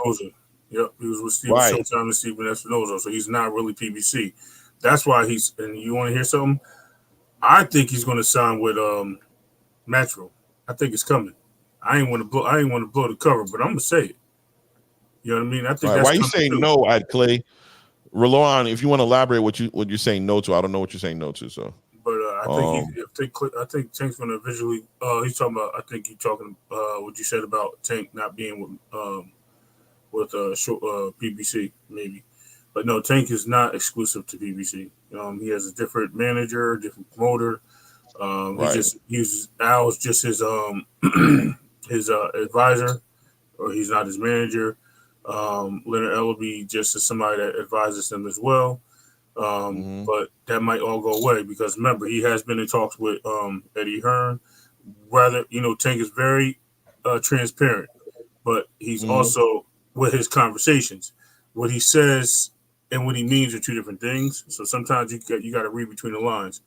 And I think Eddie's been making some reaching out to some of these fighters And by reaching out to some of these fighters, I think he has a few people in mind. And I think Tank's one of them. Shakur's one of them. He's trying to make these big fights from 135 all the way up to 200 to heavyweight.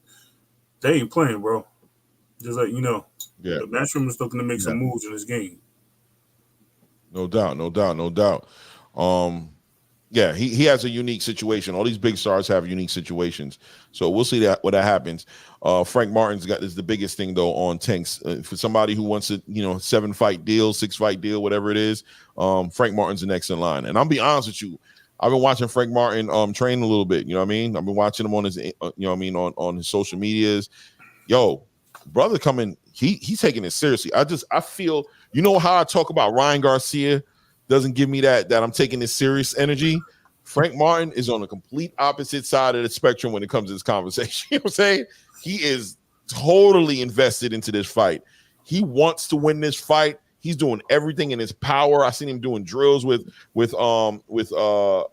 Derek James. Derek James' most important fight that he has in his stable right now is Frank Martin right now. He's just getting past the whole entire Ryan Garcia situation. Like, let's get into it. Let's see Saturday if you're going to bring your game. I know I've implemented everything I have to implement in you. Let's get it going. But my focus is Frank Martin and Tank Davis. I got a fighter in Frank Martin that's focused on listening to what I'm telling him, and we can actually execute a game plan together, and we could beat the face of boxing. I think that's the energy that's going on over there in that camp right now. This should be Devin last fight at 140. It's not healthy. Boxing film, man. Talking about, I don't know. I hear you though, brother. I was talking about that earlier. I said he had 3 fights. I think he's going to do 3 fights at 140 before he moved up. So it's very possible, very strongly possible. I'm going to say it like this. If it's not a title fight at 140, he don't need to be fighting. Nope. If it's not for a belt, if it's not helping him get to undisputed, if he's not unifying, 140 should be somewhere else. And that's why I think he took that opportunity to say that he's only doing championship fights and he's unifying, because he knows he's going to lead that division. So he figures if I can get all these belts now, I can move up to 147, 154 even, and do some work there. Let's go. Listen, he's young. Remember, Devin Haney's only 25, y'all. Like, it ain't like he's 100%. Past 26, 27, 28, 20, past 25. He's still a young fighter. He ain't even hit his prime yet. So if he's doing all this, he can actually be the first 3-time undisputed champion. Right. You know what I mean? And you know they'll find a way to put the IBO in there. Just make that make Loma the first undisputed champion at 135 somehow. Mr. Big Play say, is Derek's legacy on the line with Frank fight? I think that's a great question, Mr. Big Play. I'm gonna be honest with you, and I'm gonna tell you why I think it's a great question. Now, let me just answer up front first to say, I don't think his legacy is on the line with that fight, but I do think that Derek James has had a real bad turn of luck since that Terrence Crawford fight, right? And he needs a fight, or he may be looking for a fight. He needs a rebirth, right? To a degree, a reinvention, a reinvention of an idea of what he's doing over there in his camp, especially right now with Errol Spence leaving the way, you know what I'm saying, the way they're separating and going their own different directions, with Ryan Garcia's antics and how crazy he's been looking, and we'll see how he looks on Saturday night. I think he is looking for that fight. You know what I mean? He's looking for that fight that says, I'm that guy.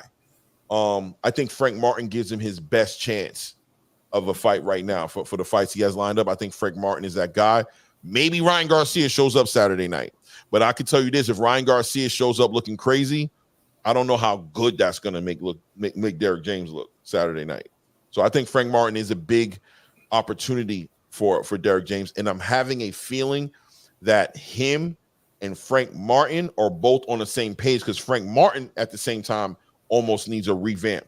He needs a rebirth, because his last fight he had was super competitive, and that whole entire controversy surrounding the whole entire Shakur Stevenson situation, you know what I mean, had him pretty much laying on the side, not fighting for almost a year now. This fight is a huge, big deal for him to shut up a lot of people, Derek at the same time could be looking to shut up a lot of people. This fight, just off the strength of how much everybody who's fighting it on the side of Frank Martin has vested interest in this fight, could be a big game changer for Derek James and Frank Martin. What do you think, Ray? I agree. What I think is that Derek James is in excuse me, don't know where they came from. Sorry. Derek James is in a situation that I think before him, the last three managers of the year has been in. You figure with Canelo's manager, Mikey Garcia's manager, he had a couple of different managers, and they run into that like, oh, I'll get the manager of the year, and then everything chaos happens.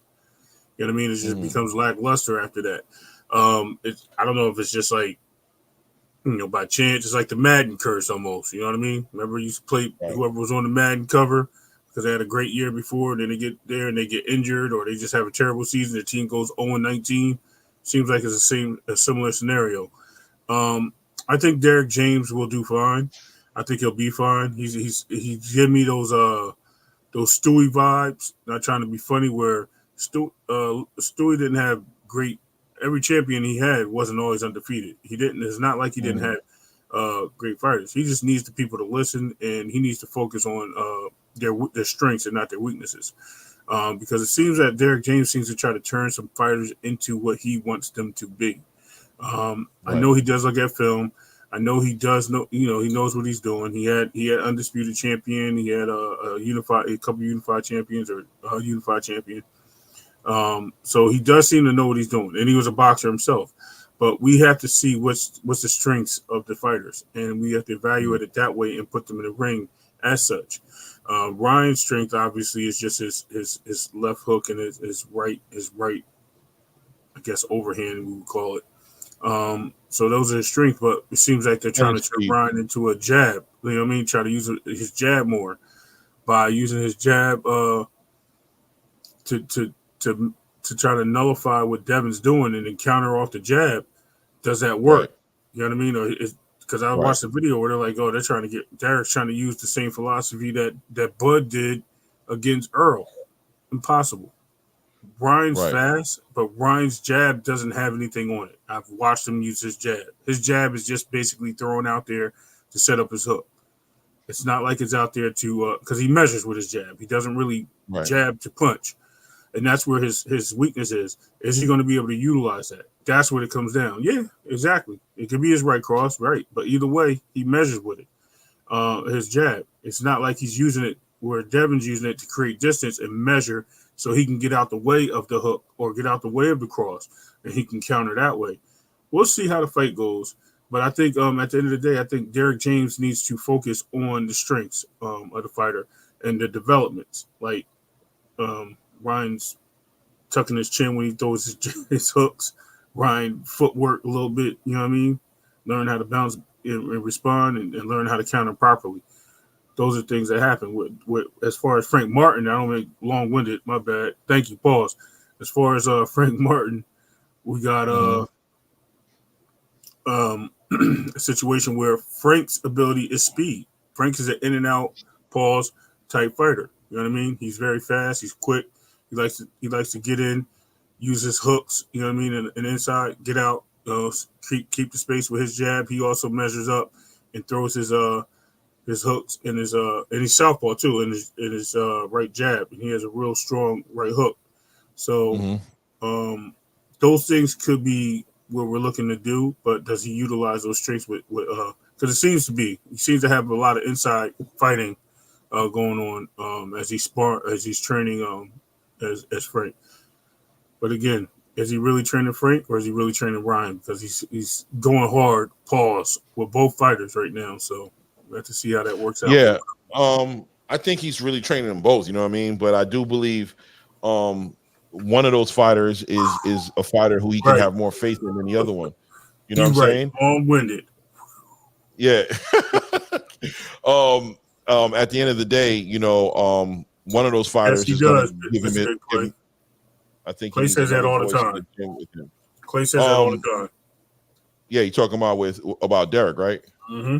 Yeah.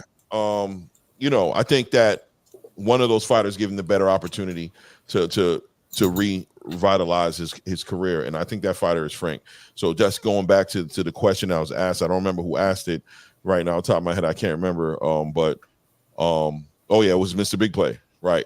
Who said it? Yeah, man. I think a lot is riding on this fight with Frank. But I don't know if it's the legacies on the line, because no matter what happens with these fights he has in the future, what he's done in the past can't be changed. He's earned his right.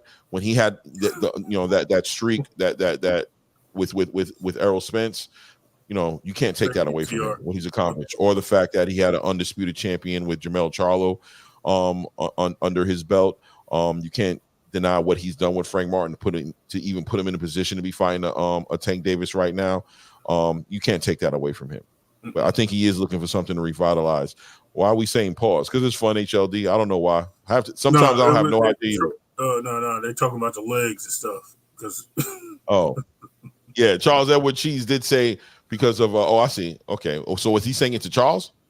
No. Charles was saying it. So they're messing around because he paused himself, and the TR said pause, and frequencies. Okay. Yeah. But I agree with Charles Edward Cheese when he says, my theory is always go with the guy with the better legs. Yeah, man. That's something that Ryan don't got. You know what I mean? TR said, Claymore, I can see Haney losing his next 4 fights. No troll. Ryan, Matias, T.O., and Tank.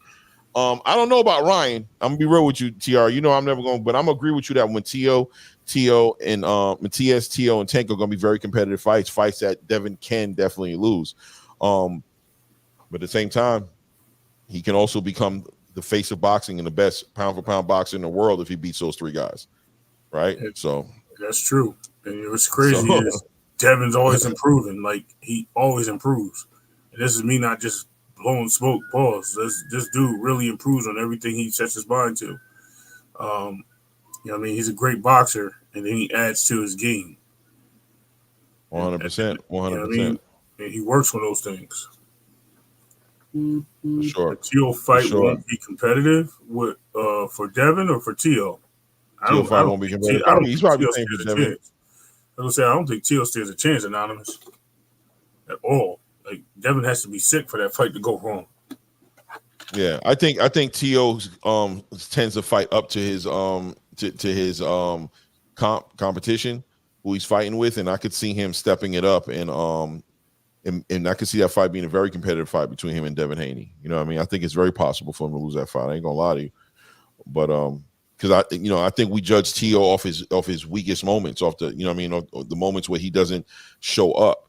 But I think we've seen plenty of fights where he has shown up and seen the possibility and the potential that T.O. does have. And I've never seen him really do poorly against great fighters.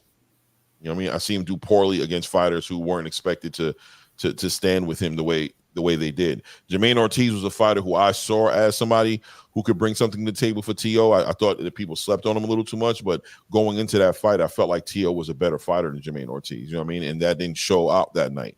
He once again looked like he went down. You know what I mean? He went down to his competition rather than raise the level of competition up.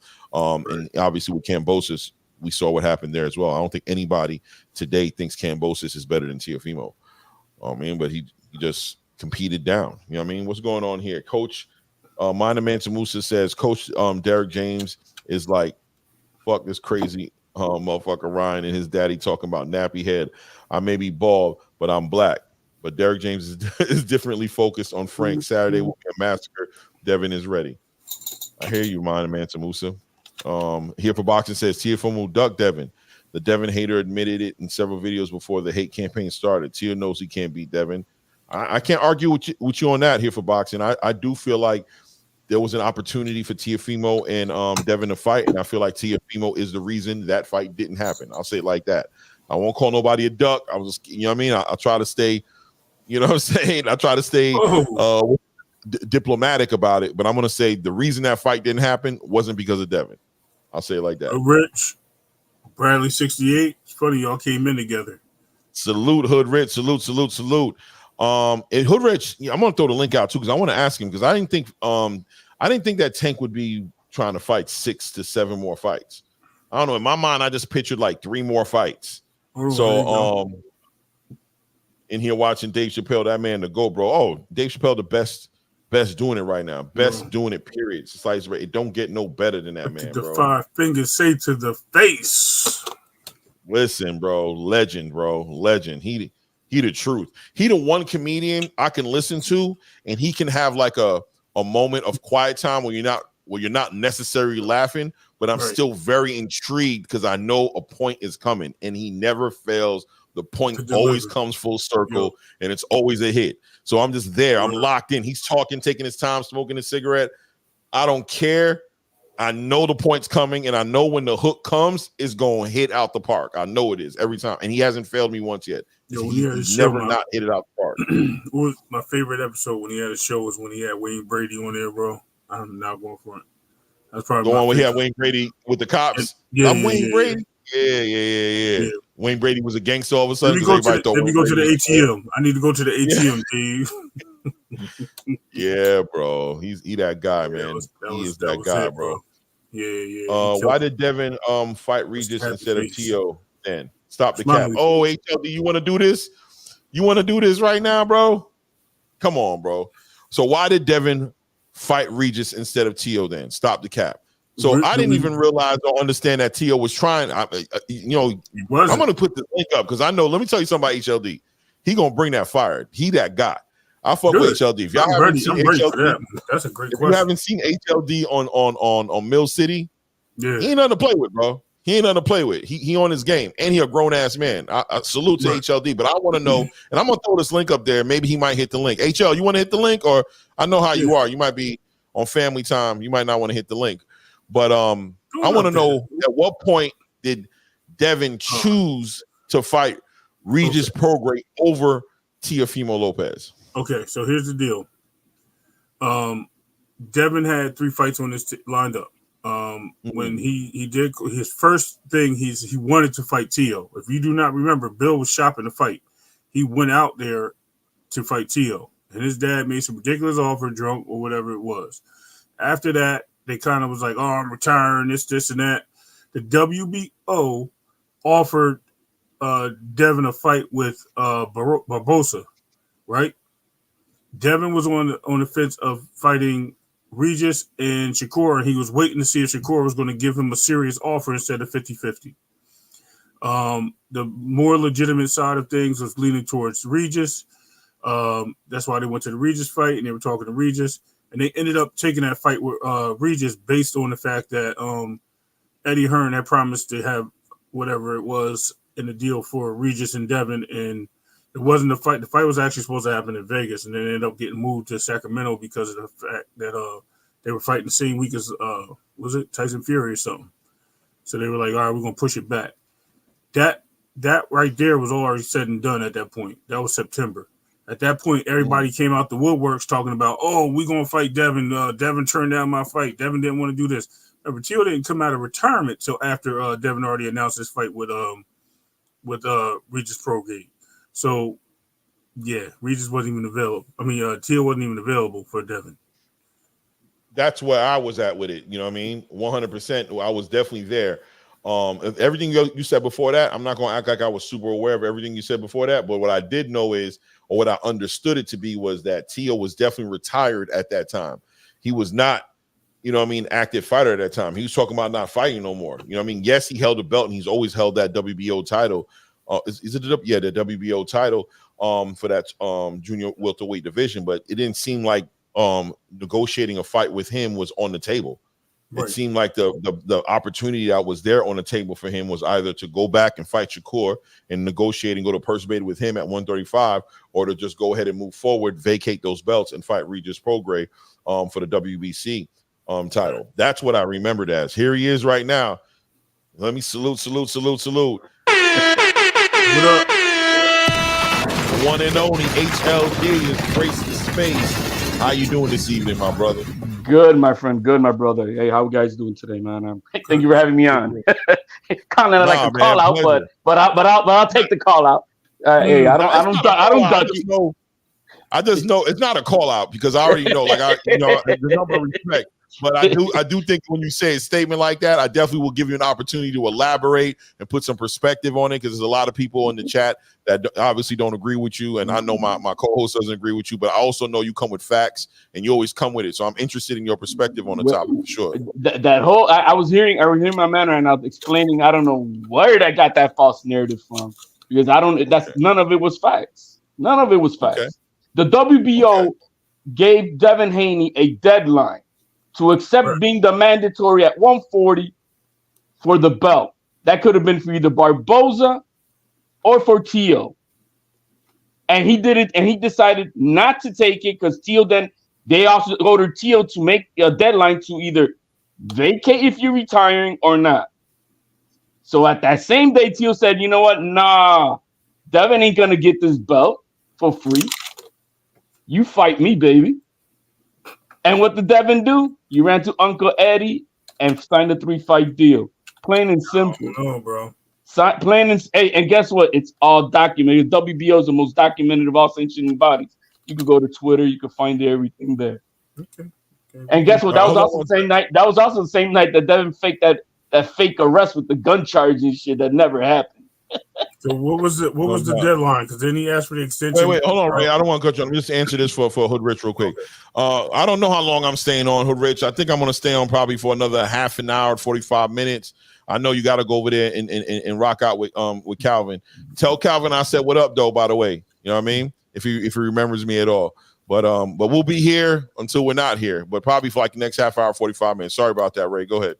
No, that's cool. On the deadline that the WBO gave Devin Haney, on that deadline, they requested an extension to the WBO.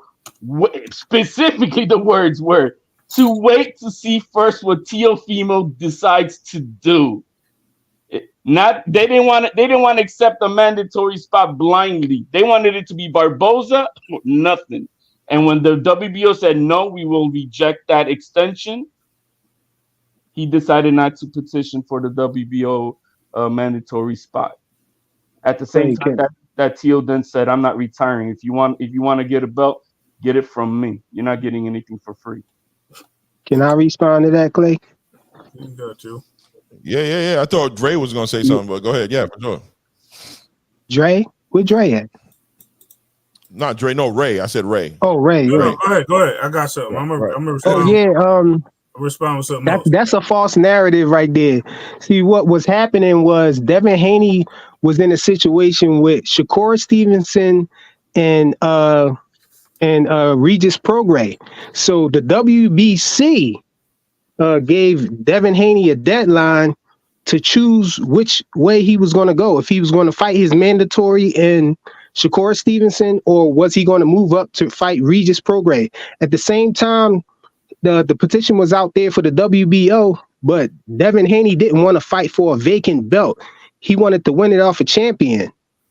You know, that's all of the email champion stuff. Nobody wants to fight, for a vacant belt now. People want to fight, because they get called email champions. So he filed that petition to, and you're right. That part was right, that he filed the petition to find out, for the extension, to find out what Tio was going to do, because Tio was in retirement at that time. He said he was retired.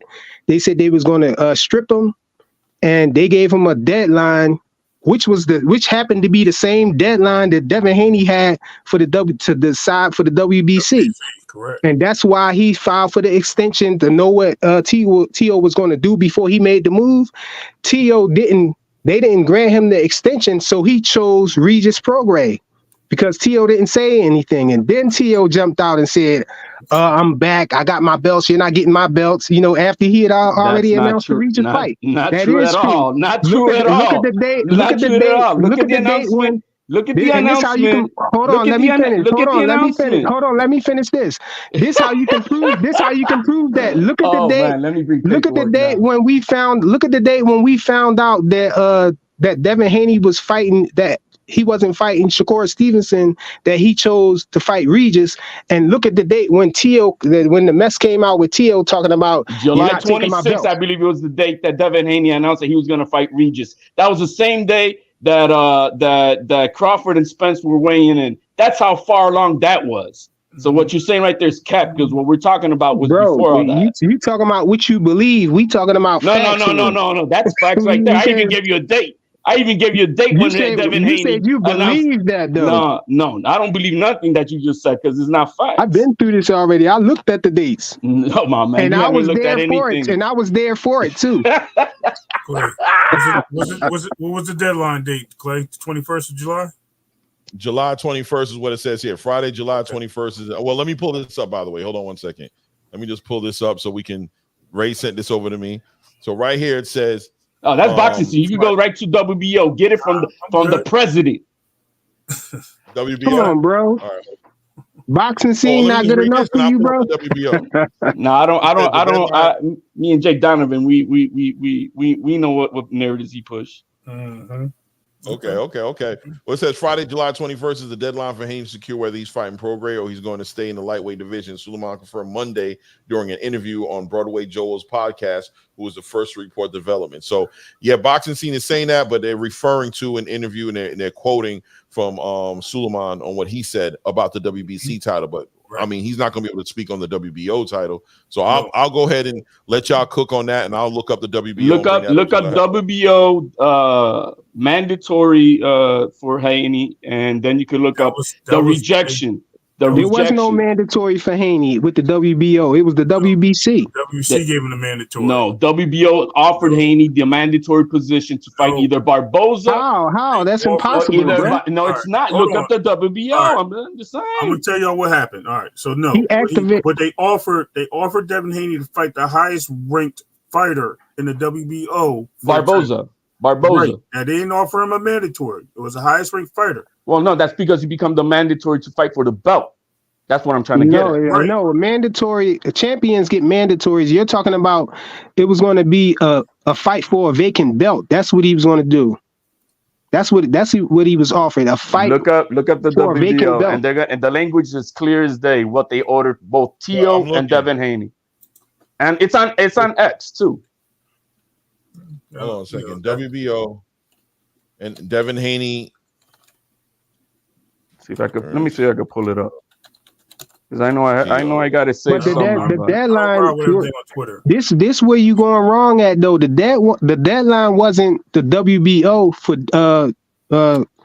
Haney. The deadline was set by the WBC for him to make a decision between Shakur and Regis. It didn't have anything to do with a deadline with the WBO. He filed the extension with the WBC. Yeah, so he filed that was an option with the WBO, but he didn't have an option. He was actually risking being stripped if he didn't make a decision one way or the other. Is that what you're basically saying? With the WBC.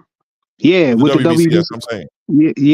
Yeah, but he keep talking about look at the WBO. They didn't have anything to do with him filing an extension. He filed the extension with the WBC. No, he filed the extension with the WBO with the words, and they print, bro. It's all out there, bro. You seem like you're not informed with everything that goes on. Bro, come on, man. The letters by the WBO. This is not boxing scene. This is not a reporter. I'm saying we all know the Devin Haney put that out. We all know Devin Haney was in negotiations with Shakur Stevenson to make a fight, and he also had to bro. That was a fake offer. That he was just one that was not even no negotiation. Shakur came to me. Bill Haney came out on the boxing voice and said that he just offered it to make an offer so he could shop it around, bro. That's not even an offer. That's why even Ness was like, "Oh my God, Bill, bro, you throwing a red herring. You're throwing a red herring. We're not even talking about that, bro. We're talking about that. That was no negotiation, that, bro. You throwing a red herring. We're not even talking about that. No, you trying to get me to debate you on that, but we talking about this deadline, bro. Don't try to weasel out of this one. No. You said, my man, that they were going into negotiations with Shakur. That's cat. So they wasn't in no negotiation with Shakur? Nope. So all of this is make believe. The 25% was make believe. None of that happened then. Shakur didn't file a petition with the WBC or none of that, huh? My man, the WBO is the one who gave Devin Haney a deadline. Bro, the petition is out there. And they responded with a petition for 24-hour extension to see first what Teofimo Lopez was deciding to do. Hold on. Let's back up, bro. So Shakur Stevenson didn't file a petition with the WBC to force a mandatory fight with Devin Haney? You know what? I'm gonna post the. I'm gonna put it in the private comment. Bro, Yeah, you and I'll can pull it answer up. that right here, right now. I'm asking you a question. You don't got no answer for that, bro? You're gonna put it in the private chat, I'll pull it up. You know what I mean?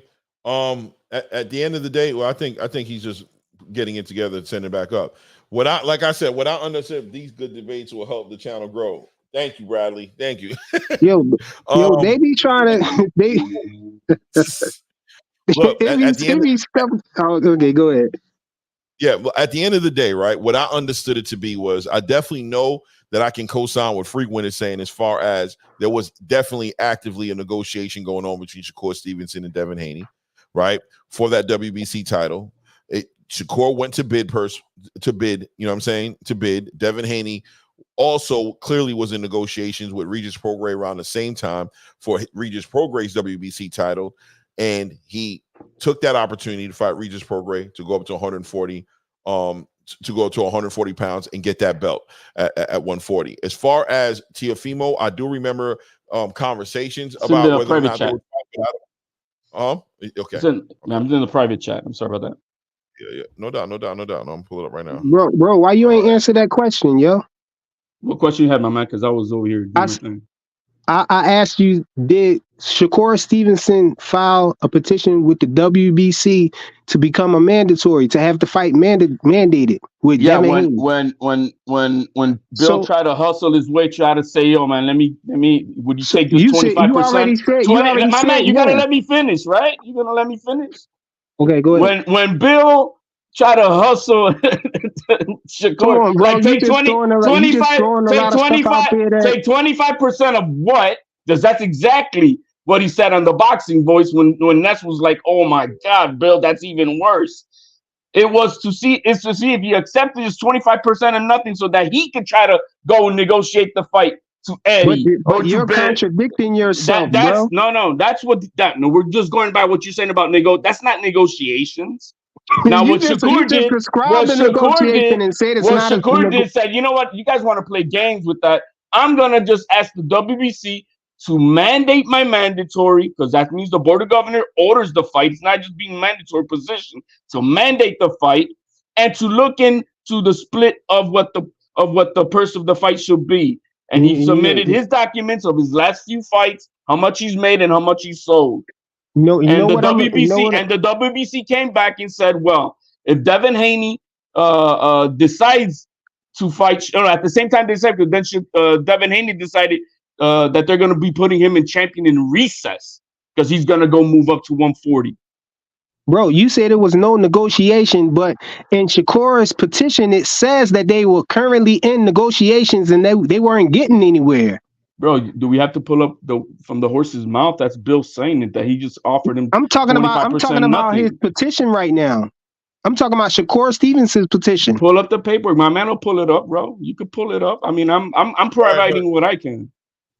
All right, so let me just right. I'm just want to pull this up, right, and I just want you to explain what we're looking at here. Hold on a second here. I want you to explain what we're looking at here. Just tell me what this is, just so I can get an idea. Add to stage, boom. So what does this represent here? What am I looking at? If you click on it, that's the letter. If you click on it, it opens up the WBO letter that they put out about right. It's a PDF, I think it is. Okay. All right, so I just read it. Documents. I did. Hold on a second, Ray. Hold on one second. I want to switch this over. Hold on, bear with me here. Let me just 1 second here. Boom. Share screen. Boom. I want WB. This is what I want right here. Boom. Share. HLD. What's up, bro? Wait. Oh, okay. Go ahead. Let me just get. All right, we got the letter right here. Okay, so what is this saying here? Extension request. Want me to read it or? Yeah, I guess reading it because I can't read it from where I'm at. Like, it's so small. Okay, cool. All right, so dear Mr. I don't know, Honower, I don't know who that is. Or John Honower, Esquire, attorney at law.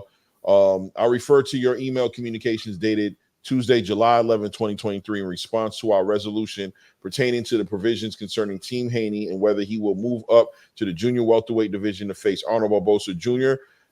Team Haney is requesting that the 24-hour period be the 24-hour period given be triggered after the decision is made by Teofimo Lopez regarding his WBO Junior Welterweight Championship. Wherefore, having considered the arguments provided by Team Haney, this committee is denying the request and consequently enforcing the conditions set forth by this committee in its resolution. Therefore, our ruling stands, and Team Haney must confirm their decision in writing no later than today, July 12th of 2023 at 9:00 p.m. Eastern Standard Time. Failure to comply with these conditions will result in this committee proceeding accordingly, and with the understanding that Haney will stay in the lightweight division. Lastly, be advised that the WBO reserves its right to issue all further rulings deemed necessary, helpful, and convenient to accomplishing the purposes, policies, and intent of the WBO regulations of World Championship contests, including serving those interests that best serve the professional boxing and WBO Junior Welterweight Division. Signed, Luis Batista Salas, Esquire. So, what is this basically saying? Now remember that date. Hold on, frequent. Because wait. Hold on, Ray. Hold on. I just want HLD to have an opportunity to basically explain what this is proving. Like what? So I've read this HLD. So what is this basically saying? What did you pull from this letter? What we pull from that letter is that the WBO gave Devin Haney the opportunity to fight for the WBO belt at 140. They wanted an extension because they wanted to know if it was going to be versus Barboza or versus Tio. If Tio decided not to want to retire, the other thing is that I'm trying to prove with this. Look at the date that it says, July 11th is what we said, right? And what are we talking about with the WBC? July 20 something. So it says July 12th on there. All right, and what was the WBC that we just read earlier before this? It was later than this. You got to go back to it. I don't know. It was later than this. So my point is, Devin Haney had every bit of the opportunity to fight for the WBO and the lineal belt at 140 versus Teofimo Lopez. Don't prove your point. If Tio came out at a later date. Then that same day, Tio came out and said he's not retiring. Listen, you didn't let me finish. When Tio came out, if that's a later date than when Devin Haney announced that he was fighting Regis Prograis, then what are we talking about here? Tio on that same day right there is the same day Tio said, I'm not retiring, and then challenged Devin Haney. We're not taking that off. We can't take that off face value. All right, so let me pull it up again. Jesus. So now we're gonna go back to that date, and then I don't know what we're doing. Wait. Hold on, everybody. If you want, I can pull that. The letter's still here. So let me just gather this because I can find some. For me, this is what I'm understanding. I know everybody else may have their own point of view. So for what I'm understanding is what you're basically saying is there was most definitely an opportunity that the WBO offered Devin Haney an opportunity to actually fight for that WBO title, and that you're saying he freely chose to not take that opportunity that was there for him, and he went in the direction of a WBC fight against Regis Prograis. So basically, there was an option there. It wasn't demanded. It wasn't a mandatory situation, but it was definitely on the table and offered to Devin Haney, to say the least, to fight Teofimo because of that letter, which I can agree with when I'm reading that letter. Yeah, I'm not even disputing that, Clay. That's right and exact. My man explaining exactly that. So that's what Clay deciphered. No, let me say exactly what this says. So that does not say Teofimo Lopez. That actually says Arnold Barboza on the likes of Teofimo returning. Teofimo didn't return till later that year after the Regis Prograis fight was already made. No, my man. Let me get the letter. Let me get the letter of the same that the WBO has. It's the same date too. That Teofimo is staying at the 140 division. Hey, Clay, I think what Clay was saying is right, because Clay hit it right on the nose. There was an option. There was an opportunity for Devin Haney to fight for the WBO belt against Barboza. Yes. But what he's trying to argue is that Teofimo was in the way. Teofimo he wasn't. Yeah, he was faking retirement. That's what he was doing. Right. And then as soon as Devin Haney, there's one part on here I just want to highlight, and you guys can take it however you want to take it. I'm trying to process it myself, but let me just read this one little part again, just to bring the energy back to what it is. Team Haney, it says, I refer to your email communication dated July 11, 2023 in response to our resolution pertaining to the provisions concerning Team Haney and whether he will move up to junior welterweight division to face Arnold Barboza Jr. So that we already know, according to this letter, this wasn't about him fighting Teofimo. This was actually a letter offering him a fight with Arnold Barboza Jr. But it says Team Haney's requesting that 24-hour period being triggered after the decision is made by Teofimo Lopez regarding his WBO junior welterweight championship. So it seems like Teofimo was still part of the conversation, because until Teofimo made a decision about how he was going to handle the WBO welterweight championship. Right. This letter is the representation. This letter is only the representation of the request of Devin Haney. Let me find the original letter where it pertains what the WBO is asking, the deadline both of Teo, because they put a deadline on Teo. Either you're going to decide that you're going to retire or not, and Devin Haney, you're going to decide whether you're going to move up and want to fight for this belt, whether it be Barboza or whether it be Teo if he decides to stay. Let me get that original letter, so it won't be hearsay from me, but that's what the original letter is for. This letter is just pertaining to that Devin Haney requested a 24-hour extension because they want to see what Teofimo was going to do. That part is true right there. He wanted to know what Teofimo was going to do, because he didn't want to fight.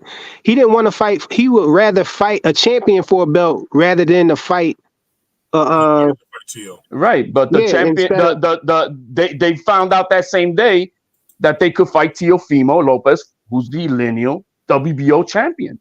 That same day, Teo told the WBO and announced it, and WBO announced that.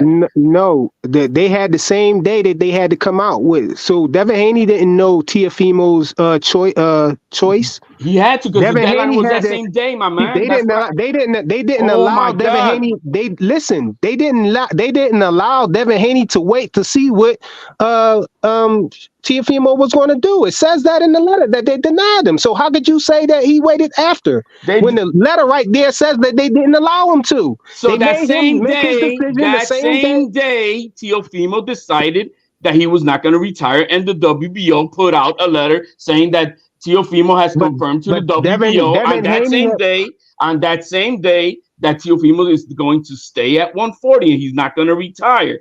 And that's when Teo and Devin Haney went at it on Twitter that same night. Yo, you want to get a belt off of? No, you can get it from me. You could come get it from me. But the WBO put that out. The fight was already. He had already decided that he had already told the WBC his decision that he was going to fight Regis Prograis already. Bro, that was not until 2 weeks later from this letter. What are we talking about? Bro, it wasn't. So let me ask this question. Let me tap in and say this. HL, are you able to find that letter where Teofimo addressed this letter? He doesn't address that letter. What the original letter from the WBO is putting out, that both Teofimo Lopez and Devin Haney have a deadline until that date of whatever that date was. I think it was a Friday. That they had to decide where Teo had to decide whether he's going to retire or not, and Devin Haney needs to decide if he's going to come fight for the 140 belt, regardless if it's going to be Teo or Barboza. They didn't allow him to wait to see what Teofimo's choice was going to be, bro. It said right there in the letter. You're proving my point, actually.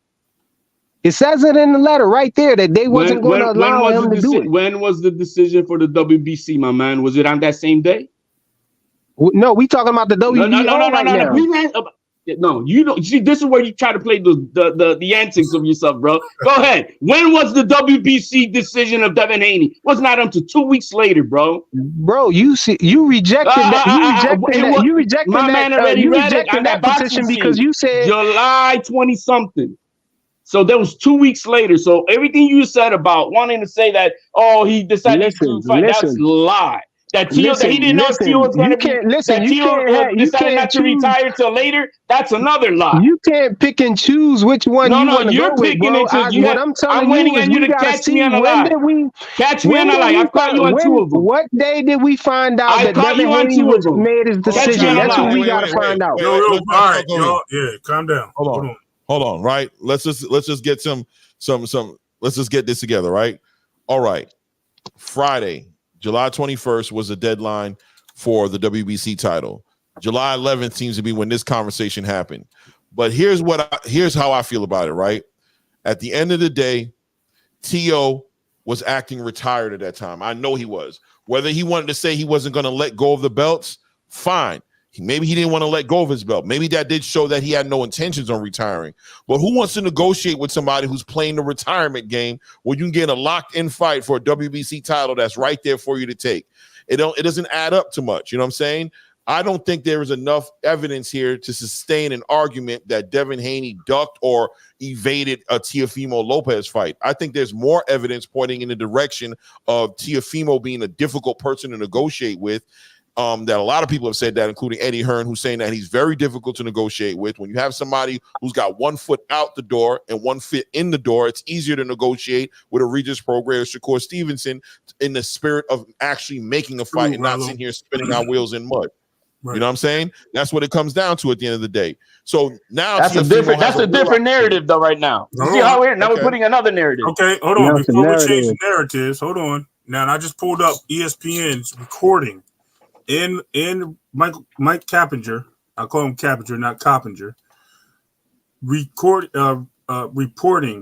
that he's reiterating his retirement on July 12th. And this is actually a date right here, and it's in the link right now that Clay can pull up.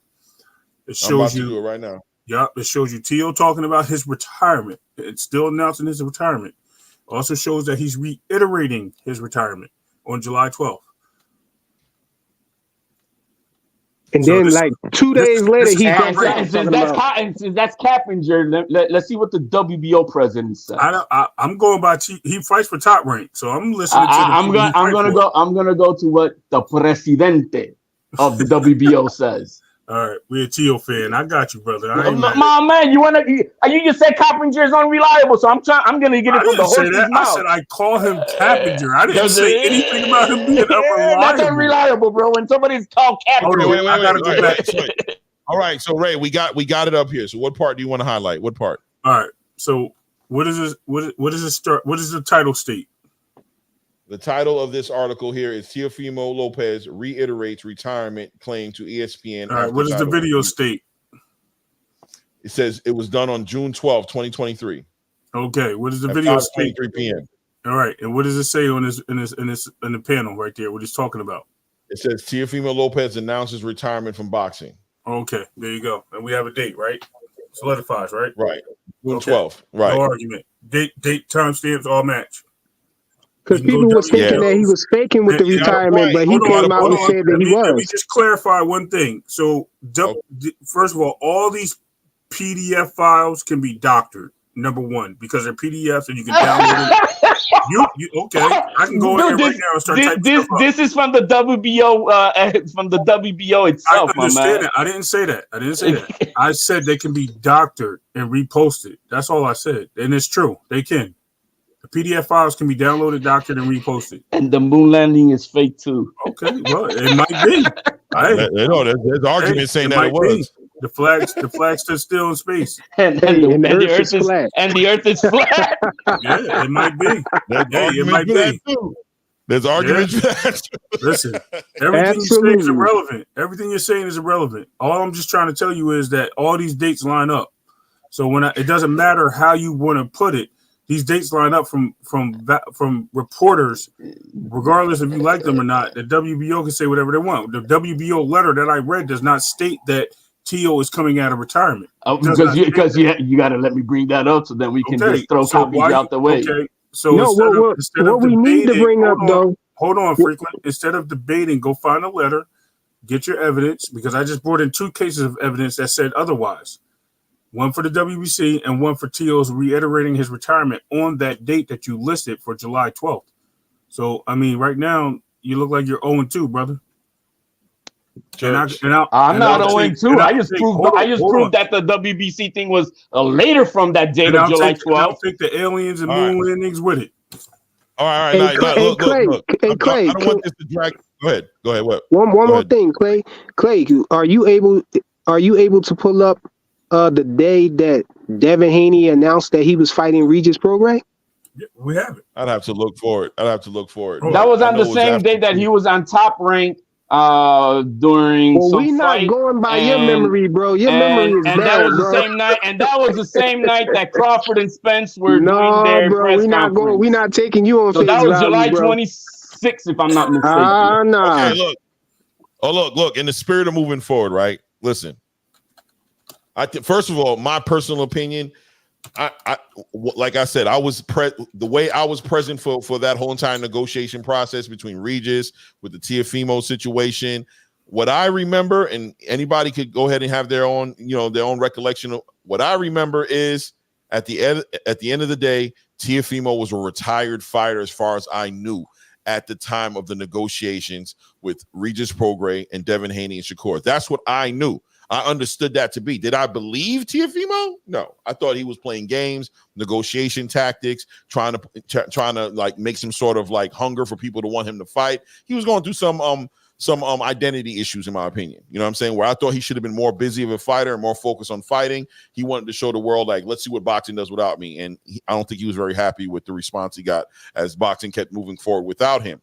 So even in that letter, I think the people who wrote that letter in that WBO said that they were looking to make a fight between Devin Haney and Arnold Barboza because I believe they were under the assumption that Teofimo was talking about retiring as well. So they needed obviously a confirmation from Teofimo to make it clear, like, hey, are you serious about what you've been saying to everybody, or you want to hold on to this belt and defend this belt? Now, if there's documentation out there that's saying that Teofimo said, nah, I'm not retiring, I'm ready to fight Devin Haney, that's fine. Bring that documentation to the table. But without a doubt, I think Ray's video proved that at least at a minimum that he was at least playing the game of somebody who was retiring, who was acting like boxing's not paying him enough. It's not worth his time. Nobody gives him the respect for all the things that he's done. And he was talking about he's retired with a Band-Aid over his eyebrow. All right, I got the original letter in the private chat. Man, Tio is terrified, man. And then Haynes, let me find the one where it shows then WBO announcing that Teofimo is not retiring on that day. What about the video, Ray? Let's get back to this. Hold on. The letters original? Directly from the WBO. Right, hold on, but what is that? Hold on, I'm just trying to figure out what does the letter original really means, because I just told you the original letter of when the WBO ordered Teofimo and Devin Haney for the. We just looked at that. Don't make no sense. Why we? Okay, hold on. All right. If I'm not mistaken, so that's the one. Let me read this letter. Let me just put this letter just so everybody can get a very interesting conversation. Okay, so dear Mr. Aram. So this is a letter being written to Bob Aram from Luis Batista Salas, Esquire, who represents the WBA Championship Committee. He's a chairman there. He says, please be advised that the WBO World Championship Committee is hereby ordering the commencement of negotiations for the subject matter bout. The parties herein are granted 20 days upon a notice of this order to reach an agreement, or purse bid proceedings will be ordered pursuant to WBO regulations of World Championship contest. And any of the parties herein may request purse bid proceedings at any time during the negotiations. The minimum bid in the WBO junior welterweight division is $150,000. Notwithstanding the above, on June 10th, 2023. All right, so this is a day before. For some reason, that's irrelevant. That's not pertaining to what we're talking about. Hold on, frequent. Let's finish the letter. Teofimo Lopez Jr. won the WBO Junior Welterweight Championship via unanimous decision against former undisputed and lineal WBO Junior Welterweight Champion Josh Taylor. Immediately thereafter, Teofimo Lopez Jr. manifested publicly and to the WBO president his desire of relinquishing the WBO Junior Welterweight Championship. Now, if this committee determines to declare the WBO Junior Welterweight Championship vacant and the Barboza Jr. Ramirez bout is conducted, but Teofimo Lopez Jr. decides to fight, considering the peculiar circumstances surrounding his decision as well as his personal affairs, we are recommending to the WBO, and I just want to emphasize here, I'm going to repeat it because they're not saying this is what's going to happen. They're saying if, right? So they say now, if this committee determines to declare the WBO Junior Welterweight Championship vacant and the Barbosa Jr. and Ramirez Jr. bout is conducted, but Teofimo Lopez Jr. decides to fight considering the peculiar circumstances surrounding his decisions as well as his personal affairs, we are recommending to the WBO executive committee members that based on this extraordinary professional accomplishment, in parentheses, undisputed light champion, lightweight champion, and recently defeated a lineal WBO welterweight champion in Josh Taylor, that he shall have the right to fight as a mandatory challenger in the junior welterweight division, regardless of any undisputed champion who wishes to fight for the WBO junior welterweight championship in a period no greater than 12 months from the date that Barbosa and Ramirez bout takes place. Okay. You want me to read? Is this more? Should I read this one too? That whole thing was for nothing, bro. Tio was retired when this came out. All right, so you don't have to read more because it's all conditions. No, I think it if I'm not mistaken, later on then in that letter, because it does say about Haney. Additional conditions. They're all conditions. Hold on. Let me just finish this last part. Therefore, this committee sets forth the following additional conditions. Teofimo Lopez Jr. personally has 24 hours upon issuance of this notice to confirm in writing to the WBO Championship Committee whether he's retaining his WBO Junior Welterweight Championship. If the WBO Championship Committee does not receive such confirmation in writing within the term stated herein, or having the 24-hour term elapse with no confirmation on behalf of Teofimo Lopez Jr., it will be understood that the WBO Junior Welterweight Champion is declared vacant. Teofimo Lopez Jr. personally confirms in writing that he's retaining his WBO Junior Welterweight Champion. The Barbosa Ramirez Jr. negotiating order will be terminated. I don't know what that means. Undisputed WBO lightweight champion Devin Haney. Here's the part you might be talking about. Personally has 24 hours upon the issuance of this notice to confirm in writing to the WBO Championship Committee to whether he will move up to junior welterweight division and face Arnold Barbosa. If the WBO Championship Committee does not receive such confirmation in writing within the term stated herein, or having the 24-hour term elapse without no confirmation on behalf of Haney, it will be understood that he will stay in the lightweight division. If Haney personally confirms in writing to move up to junior welterweight division, the Barbosa Ramirez Jr. negotiation order is terminated, ipso facto. Lastly, this committee reserves its right to issue all further rulings necessary, helpful, and convenient to accomplish the purposes, policies, and intent of the WBO regulations of World Championship contests, including rendering those rulings that best serve professional boxing and the WBO junior welterweight division. Yours truly, Louis Batista. Now, I'm gonna be real with you. I don't see nothing in this letter that puts Devin Haney. Nothing. He just wasted our time, bro. That's why it puts in place it puts in place because Barbosa would only be fighting if Teofimo vacates his belt. Right. Same thing. If he don't come back, don't say vacated the belt. If he don't come back, and same goes for Devin Haney. And same goes for Devin Haney. Same goes for Devin Haney. If he is to fight Barbosa, it's only because Teo vacated. But obviously, Teo didn't vacate because he vacated, bro. You using the wrong terms. My man. He had to come back from retirement, and he did that same. He did within 24 hours. Okay, so. Just so we're clear. He never vacated. So just so we're clear, this does not say anything about a contract between Devin Haney and Teofimo or Barbosa. This is giving you what it says, conditions for the fight to happen. And it includes Devin Haney, Barbosa, Ramirez Jr., and Teofimo Lopez. For a vacant belt, right? If it was vacant. But it's conditions. If it's under vacant. It is not vacant. It's for my point is the Barbosa and Devin Haney is under the condition if Teofimo vacates the belt. But you said it yourself, under the conditions. This is not stating that there's a fight or negotiation happening between the two. That's what you're stating. Well, there's no negotiation even between Barbosa. Not vacate the belt, get stripped. Right.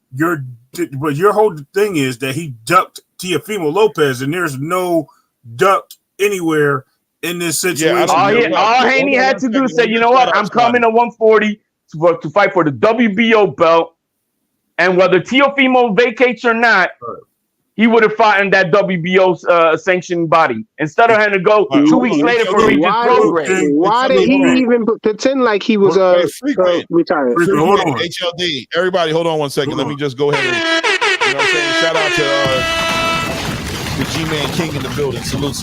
Long time no see, brother. I had to shout out my dog. Go ahead. All right, so I just want to make one announcement, HLD. I'm the GOAT when it comes to this debate, bro. And we just cut off your horns off that goat. Hold on. Bradley 68. As much as you think that I root for Haney, how many facts do I bring a day? I mean, you compliment me every day there, brother. Every time. Look, bro. I'm gonna be honest with you. I don't see nothing. I don't see nothing in these letters. I don't see nothing in what you brought to the table, HLD. that Devin Haney. All right, spot or ran away from a fight with Teofimo Lopez. I see a lot of ultimatums in the letter. I see confusion and uncertainty from the WBO as to what Teofimo planned on doing. I see them needing clarification to see as to whether or not they need to be lining up a fight between Ramirez and Arnold Barbosa, or if they want to give an opportunity for Devin Haney to go in there and fight potentially Arnold Barbosa and a Ramirez. I didn't see no opportunity or nothing in that letter that stated that Devin Haney had an opportunity to fight a Teofimo Lopez for the WBO title. I don't see nothing in there that should have held Devin Haney frozen in time to potentially negotiate. He's not frozen because he's not. He has to petition to order the mandate. All he had to do is he's not frozen at all. It's an option. Yo, Devin, do you want to fight for the WBO or not? If you want to take it, sign the petition and you can fight for it. What? Bro, Ray and Clay, they being nice. I'm gonna tell you straight up. I think T.O. ducked, bro. Simple as that. Ducked. So T.O. came out that same night. T.O. came out that same night and said, "I'm not retiring." Wait. Let's not yell over each other because I can't understand. It was 3 rounds. I was quiet for a second, but Teofimo ducked, man. Teofimo ducked. Now, I heard two narratives. Over me. Hold on, let me say what I'm going to say. Then you can say what you can say, man. Oh yeah. Teofimo ducked, bro. He faked his retirement because he knew Devin Haney was undisputed and he had the WBO and he can exercise his WBO super champion to go straight to him and fight him right away. So he had to get out of there. He got out of Dodge. He said before he even went up to 140 that he would never fight Devin Haney. Devin Haney was never going to be undisputed because his plan was to drop the belts and run to 140. More fake But his plans got foiled because he didn't anticipate that he was going to get beat and dropped, floored by Cambosis, the Emperor. What happened to the meeting with Bob? Hold on. What happened with the meeting with Bob? Let HLD respond. Let HLD respond to what frequency. Yo, man, it's just the false narratives keep on piling up. So first he said he could have moved up and done it because he's the super WBO champion at 135. So then why didn't he exercise it? You can have it both ways, my man. That's why. No, the official retirement was on that letter that he had to put it in writing or not respond at all. And he responded that same day because obviously the belt never got vacated. The letter came because he was retired already. Wait. Hold on, frequent. And HLD, right? The night that he beat Josh Taylor, he said he was retiring, bro. That night, he said it. You know what I'm saying? That he was retiring. What did the WBO say? What did the WBA say? Here's my point, right? HLD. Here's my point. Coming from Devin Haney's point of view, you got somebody talking about retiring and saying he doesn't plan on fighting. Why am I going to chase? This dude is already, in my opinion, as Devin Haney. I'm speaking from Devin Haney, right? In my opinion, this dude's done everything he could to duck me at lightweight. He went and fought Cambosis, lost his titles. We were supposed to fight there. He went out his way to duck me there.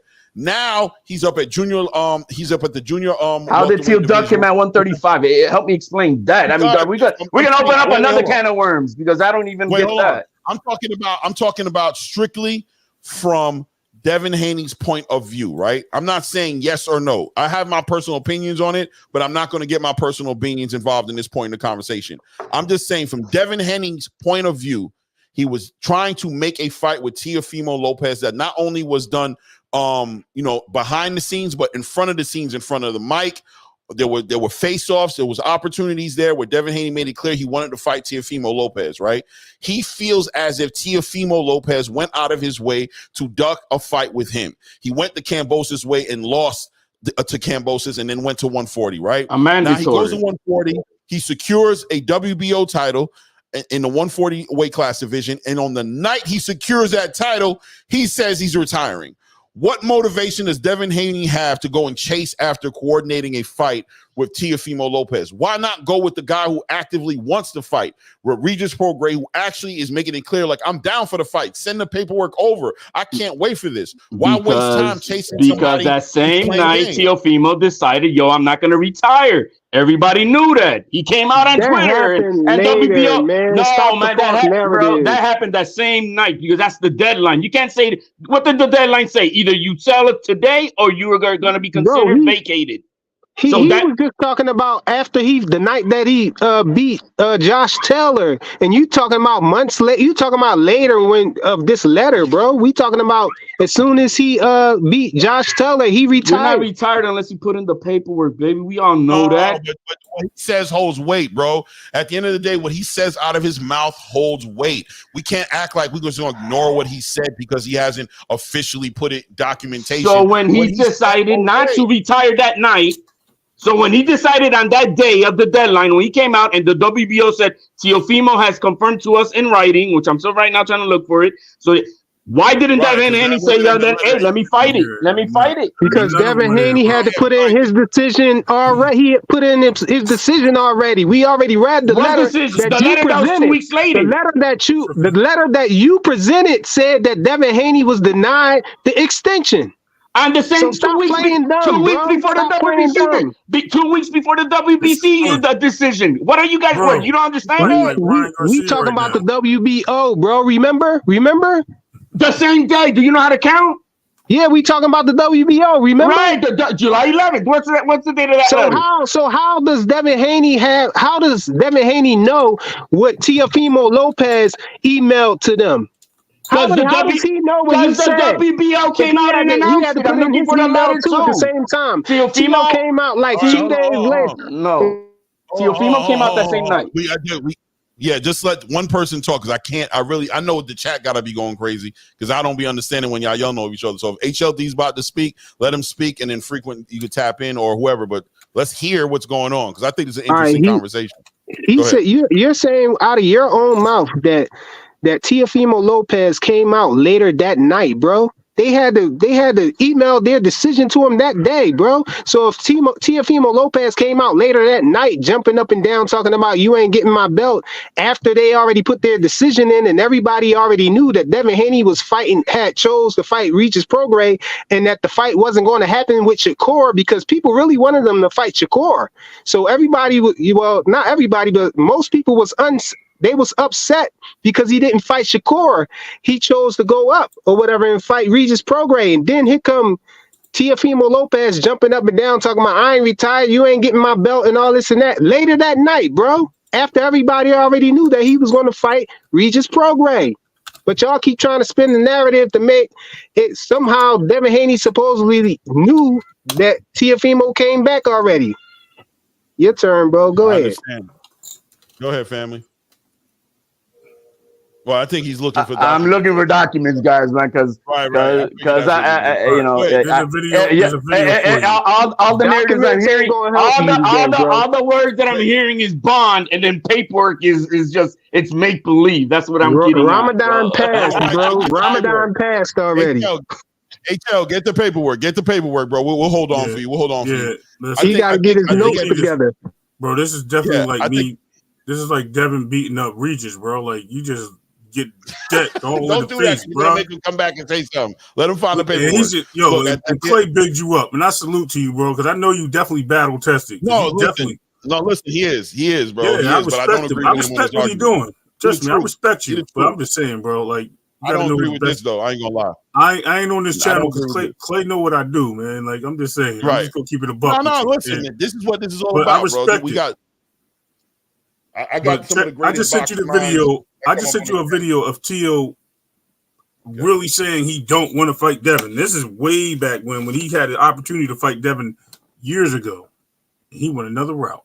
Right. I already know about what you about to show me. Here, no, but I'll put it. I just want I already mentioned it, Ray. You talking about what I was talking about, right? When Teofimo Lopez said that Devin Haney was never going to be a champion. Because he said his plan was that he was going to drop the belts and that he was going to move up to 140. That's a different video. Oh, you're talking about the sour grapes Tio and in the hallway or something like that? Yeah, we're talking about that one. Yeah, I know which one you're talking about. Yeah, he ran away. I think this one right here speaks to why Devin Haney wouldn't take seriously trying to negotiate anything with Teofimo. Isn't this right after the fight was won? Isn't this right after the fight was won? If Teofimo's saying that he's retiring, right? This video right here, I believe. Oh, well, I'm not playing this whole 5 minutes, bro. Like, we gotta play this whole 5 minutes or what? No, you gotta find the clip. Anyway, just scroll through here. Okay, here.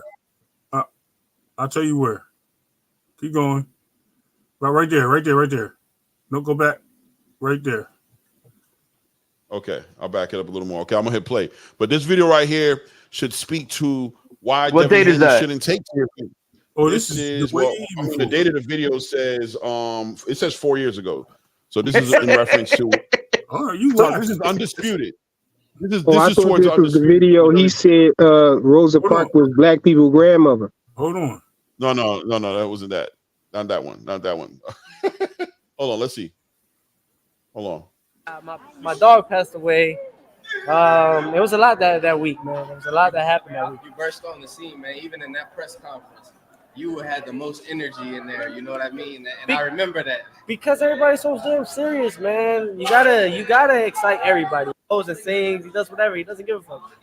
So what happened from the July WBC? The WBC to the IBF? Nothing really happened, honestly. I'm not gonna fight more fights just for a belt. You know, if I find a route where I could fight less, because I can't make 135 any much longer. Right. The most we can make is 3 fights. Hopefully. That's hopefully, man. You know, that's why we have 3. Not one, but we have 3 women that are nutritioning me, and they are on me 24/7. Because I'm still growing. You know, Devin Hayes trying to make whatever it is, but at the end of the day, Devin, you don't know. The WBC is not going to have you, even if you do the competition, they're not going to have you fight for the title. You can get mad at everything. I'm fighting for the title after this fight, for the IBF. And then after that, me and Loma for all 4. And where are you? You're not going to get a shot, bro. And you don't know that, but we do. And that's what we did. I'm not going to fight more fights. So it is what it is, man. Talk what you got to talk, my dude. But at the end of the day, you're not becoming a world champion at 135. Man, but like I said, a lot has happened. Okay. Yeah, he's talking about the tournament. He's talking about the tournament. Hold on, Ray. I gotta run, yo. So don't let HLD jump out the pot. Keep the top on it, bro. Hey man, the truth will be spit out, and those who can think will accept what the truth is. Simple as that. Rachel, right there, what he's talking about. Man, since we want to open up another kind of worms about 4 years ago, he's talking about the tournament that they were in. The tournament where it was to fight for the regular belt when Loma was already going to be franchise champion, which means that belt that they were fighting for will never get the opportunity to fight Loma. The tournament. So then Tio said, you know what? I am not going to go through this tournament if I'm not going to get Lomachenko. So he went the IBF route, beat the shit out of Coleman. Then he predicted he wanted to do. And then he went to Loma for undisputed. Let me ask you a question. So you said it was for the championship, right? Because the championship wasn't relinquished by Loma yet, number one. Because Devin actually was fighting for the interim belt. This tournament was for the interim belt to get the fight with Loma. Right, because the interim belt by WBC rules, by the interim belt, the WBC belt come from in your conversation just now. The interim belt, because before they were going into that tournament, they already knew Yo, do you want me to? This is from Bill's mouth too. Let me pull up the video for you too. Go ahead. Out of Bill's mouth. Out of Bill's mouth, they already knew before going into the tournament that Lomachenko was going to be franchised. That's why Teal said, "I'm not going to go through that route because then I'm not going to get to fight Loma." Well, you know, he announced that he was leaving the tournament after Devin won his fight, right? And he just had one fight to do, so he can fight. If he would have won, he would have fought Devin. They announced. No, dude, you keep on coming up with narratives, bro. Devin didn't win his fight. Hold on, Devin. Wait. All right, let's reset real quick because honestly, we about to move past the top. I ain't gonna lie, it's getting long. It's getting long-winded. But we're going into something else, right? It opened up a whole nother another day. Yeah, it's going in another direction, right? And I don't want it to I don't want this thing to be like Gremlins. Hey, how about we put this on pause so that I can come with all the right stuff? I'm not wasting your time looking for everything. You hit it right. Give me the topic of what it is. Did he about the WBO ducking, or do we want to talk about that tournament? You know what? I'll put everything together. What I will argue about. The next time this topic gets brought up, the next time we have this live and you come up here, what I want to talk about and I want you to prove, I want to know and understand where you're coming from with Devin Haney ducking or jumping away from an opportunity to fight Teofimo Lopez, actively doing that. And by not taking an opportunity. There was an opportunity on the table for him, and he passed on the opportunity to fight Teofimo Lopez. Yes, that's what I want to know. All right, for the WBO. Don't bring up the other one. Oh, no, we'll leave that alone. And we'll leave that alone. Hey, but just a little. You remember how everybody says no? The other sanctioning bodies don't consider Teofimo undisputed. What did that letter say by the president of WBO? What did he call Teofimo? He said he was undisputed. Thank you. All right, I'll leave it at that, man. My man, thank you for having me on, and I'll tune in. We'll set this up. We'll set it up on a little, on a slow night. Let's see what happens on Saturday. I'm excited for Saturday's circus. We don't know what the hell's going on. You know what I mean? It's a circus, bro. Yeah. I don't know. All I know is I see Devin by decision or Ryan by KO. What would shock me is Ryan beats Devin Haney on points, and that Haney knocks out Ryan. That would be the surprise for me. But the straight up truth. Yeah, man. Right. Hey guys, I appreciate you guys having me on. My man, much love and respect to the next one. All right. Salute, HLD. Right, pleasure having you on. Can't wait for the next one, for the sequel. For sure, family. All right. Leave that scotch alone, too, bro. It was a crazy night. It's a crazy night. We wild out here tonight. Leave that scotch alone, bro. Cocaine's a hell of a drug. Look, I ain't gonna lie. I think we burnt. Like, some people were loving it and some people were like lost. Like Charles Edward, she was like, "What are we doing?" Rachel was like, "What are we talking about?" Yeah, I see it. Like, oh my god! But that wasn't me. I think she was responding to them. I just had to bring facts into the whole conversation. I think those are healthy conversations, though. I think those are healthy because some people like HLD really come with facts. They come with documentation. You know what I mean? I didn't agree with what he was saying, or you know what I mean, with the things he was saying as far as the ducking going on. But I appreciated the documentation, the letters from the WBO. He's referencing where he was getting his perspective from. You know what I mean? And you as well. Those are very constructive. Those are very constructive debates when I see debates go down like that. But getting back into what the real topic of tonight was and what the whole entire thumbnail represents is, Devin Haney, Ryan Garcia, and I'm saying Saturday night. And, we're going to be wrapping it up in a minute. But just to say that, what are we looking for? I want to just wrap it up with that point from you give me, what are you looking to see in the spirit of a competitive fight? What are you looking to see from Ryan Garcia? And what are you looking to see from Devin Haney in the spirit of a competitive fight? Don't give me how the fight's going to go. No. But So, if this fight is competitive, how does that look? Right. Okay. In the defense of Ryan, I'll just give you the chances of Ryan winning this fight.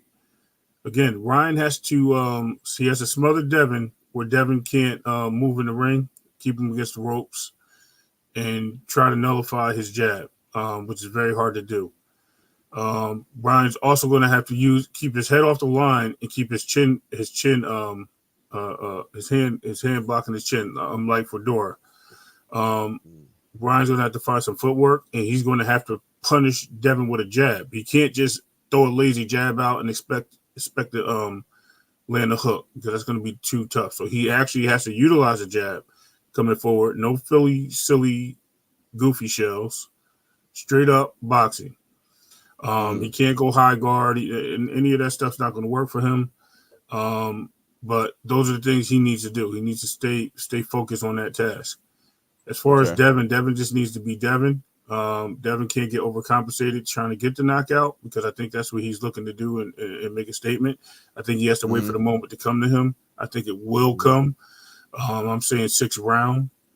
And I think when that happens, it's because Devin's going to see Ryan's going to try to force something after the first couple rounds after he just tried to establish a jab with Devin, but he sees Devin's defense is a little bit too fast. He's going to try to he's going to get impatient, and that's when he's going to come out. He's going to do something. He's going to get caught with a silly shot, and then he's going to go down at the end of the day. And I think we find Devin. But I didn't ask you to predict it, but I hear you. I didn't want to predict it. I'm sorry. You said what they had to do. I'm sorry. I feel you. All right, listen, all right, you're right. What I want is how does a competitive fight look? What does a competitive fight look like between Ryan Garcia and Devin Haney? I'll comment on it. You know what I'm saying? I know you just can't wrap your mind around it, right? So because there's no competitiveness. Okay. So this is what I see for a competitive fight, for a live fight Saturday night. If Ryan Garcia can be disciplined and execute, and what I want to see is Ryan Garcia's ability to be poised and execute what him and Derek James worked on over the camp. If Ryan Garcia loses his fight in a competitive way to where I could see a game plan that was put together between him and Derek James, and I could see a game plan being executed, I can be optimistic for the future of Ryan Garcia and say that, okay, I'm looking forward to seeing Ryan Garcia melt with Derek James Saturday night. If I can see that, that gives me hope as to what the future holds for Ryan Garcia. And I also believe that gives Ryan Garcia his best opportunity to win that fight. So what I'm going to be looking for, my eyes going to be looking for, is that corner conversation, that corner talk when Derek's talking to him. And I'm going to be looking to see if Ryan Garcia stands up off that stool when that bell rings, he starts to execute what him and Derek James talked about in that corner. As far as Devin Haney is concerned, what I'm looking forward to see from Devin Haney is I want to see if he can show power, try to stop Ryan Garcia. I'm looking for him to show more strength. I want to see him acclimating to that 140-pound weight class division more from what he did with Regis program. I'm looking for round 13. You know what I'm saying? From Devin Haney, so many words. I want to see him continue on the momentum that I saw he produced for himself in that fight with Regis Prograis, and I want to see him to continue to grow in that division, and that will make me optimistic about what I want to see from Devin Haney, which is I want to see him stop some people. I want to see him have a lot more dominant fights. I want to see him make a statement towards his claim to be in the face of boxing. People can have their opinions about whether he is or he isn't. That's not what I'm going on, but I'm saying if him and his father and his team are proclaiming face of boxing accolades, I want to see him continue that Saturday night against Ryan Garcia, who in my opinion is going to make himself available to get hit. He's going to make himself available for Devin Haney to show out, and I want to see if he's able to take advantage of that, and if he's able to be this exciting fighter that he claims he wants to be. That way I can picture what he's going to look like when he's going in there against Matias, when he's going against Tio, when he's fighting against Pitbull Cruz, you know what I mean? All those, right? So that's what I'm looking to see. A competitive fight looks like Ryan Garcia listening to Derek James and them having a melting together and coming together. And a competitive fight looks like Devin Haney looking to take Ryan Garcia's head off when there's opportunities, but still being smart, still being poised, not giving up his defense and his discipline in that ring, but at the same time creating opportunities and taking advantage of those opportunities to knock out Ryan Garcia. That's what I want to see Saturday night. See that? What I was actually mentioning, I was talking to somebody about how George Kambosos, a lot of people sleep on the hand speed of George Kambosos. George Kambosos has an amazing hand speed, just like Ryan. He even stuck a few shots in on Devin. They're all professional fighters. The hand speed obviously beat Tio. It even put Tio on his ass. So at the end of the day, hand speed does work. It can catch you off guard. It can be something that can be difficult. But what we're failing to realize is boxing is boxing, and and fighting is fighting. If this becomes a fight, yeah, I want to see how the discipline of Devin Haney does change the outcome of the fight. Like, does he get engaged in a fight? Does he show that he can get into a fight like he did with Linares without getting buckled and Bambi legs? Does he overcome any obstacles? Is he able to defend in the pocket and make the right decisions and how to clip and Ryan with certain shots? That's something I would like to see in the outcome, because, like you said, you want to see power shots. It's very possible that he can. I just think that Devin has this fear of having Bambi legs again, and I think that's a problem with him mentally to be on that show and have that happen. Now he's up against something that he's never been up against besides Gamboa, a fighter that fought Tank and a fighter that went down to Tank, and Tank didn't go down. So he has something to live up to, and he does want to make a statement. As far as Ryan, you're right. He needs to listen to Derek James. I think I was on topic with saying that he needs to float with him. He needs to be able to come out the corner and, like you just mentioned, and execute the plan. I just personally don't believe Derek James has bought all the way in on Ryan, number one, and two, working with Frank Martin at the same time has been able to give Ryan that full workout where he's able to beat Devin. We see Ryan running a lot on Twitter. When we see Ryan in the gym, we see Derek James sitting in the corner with his head down. We also see him hitting the mitts. There's nothing wrong with that. But we also see his dad controlling the mitts. We also see his brother controlling the mitts. We see his friend controlling the mitts. We see women, no disrespect, I don't know who it was, controlling the mitts in his house or his dining room or whatever it is. He even has his portable speed bag that he punches. Like, these things are not, they're good methods of daily training, but are they functional training devices? Are they helping him? You know what I mean? Are they building muscle memory where he has to worry? Last time somebody built muscle memory on Devin Haney and decided that they're going to take away his jab, Devin went to the body. Yes, he decided that was the way he was going to fight Lomachenko. It looked like it exposed Devin Haney, but it didn't. It actually took away certain things from Lomachenko. It took away the rhythm of Lomachenko until he had to dig deep and utilize certain tactics. Loma was very confused for 6 rounds. And for, like I said, for Ryan, that could be too late, because Ryan is not, he would need a KO at that point if he's behind 6 rounds, because Devin could just cruise through and just stay away from him. But we'll see how the fight goes, in my opinion. And I don't think that we have to determine who's going to be the winner, because you already heard my answer. But I think that's right. Yeah. I mean, at the end of the day, what I'm saying? I think Devin Haney's going to win the fight, but I still do have things that I want to see in the fight. You know what I mean? From both fighters. I still have aspirations and optimism towards Ryan Garcia having a good boxing career. And I think he's in the beginning development stages of actually, getting a trainer that he can stick with.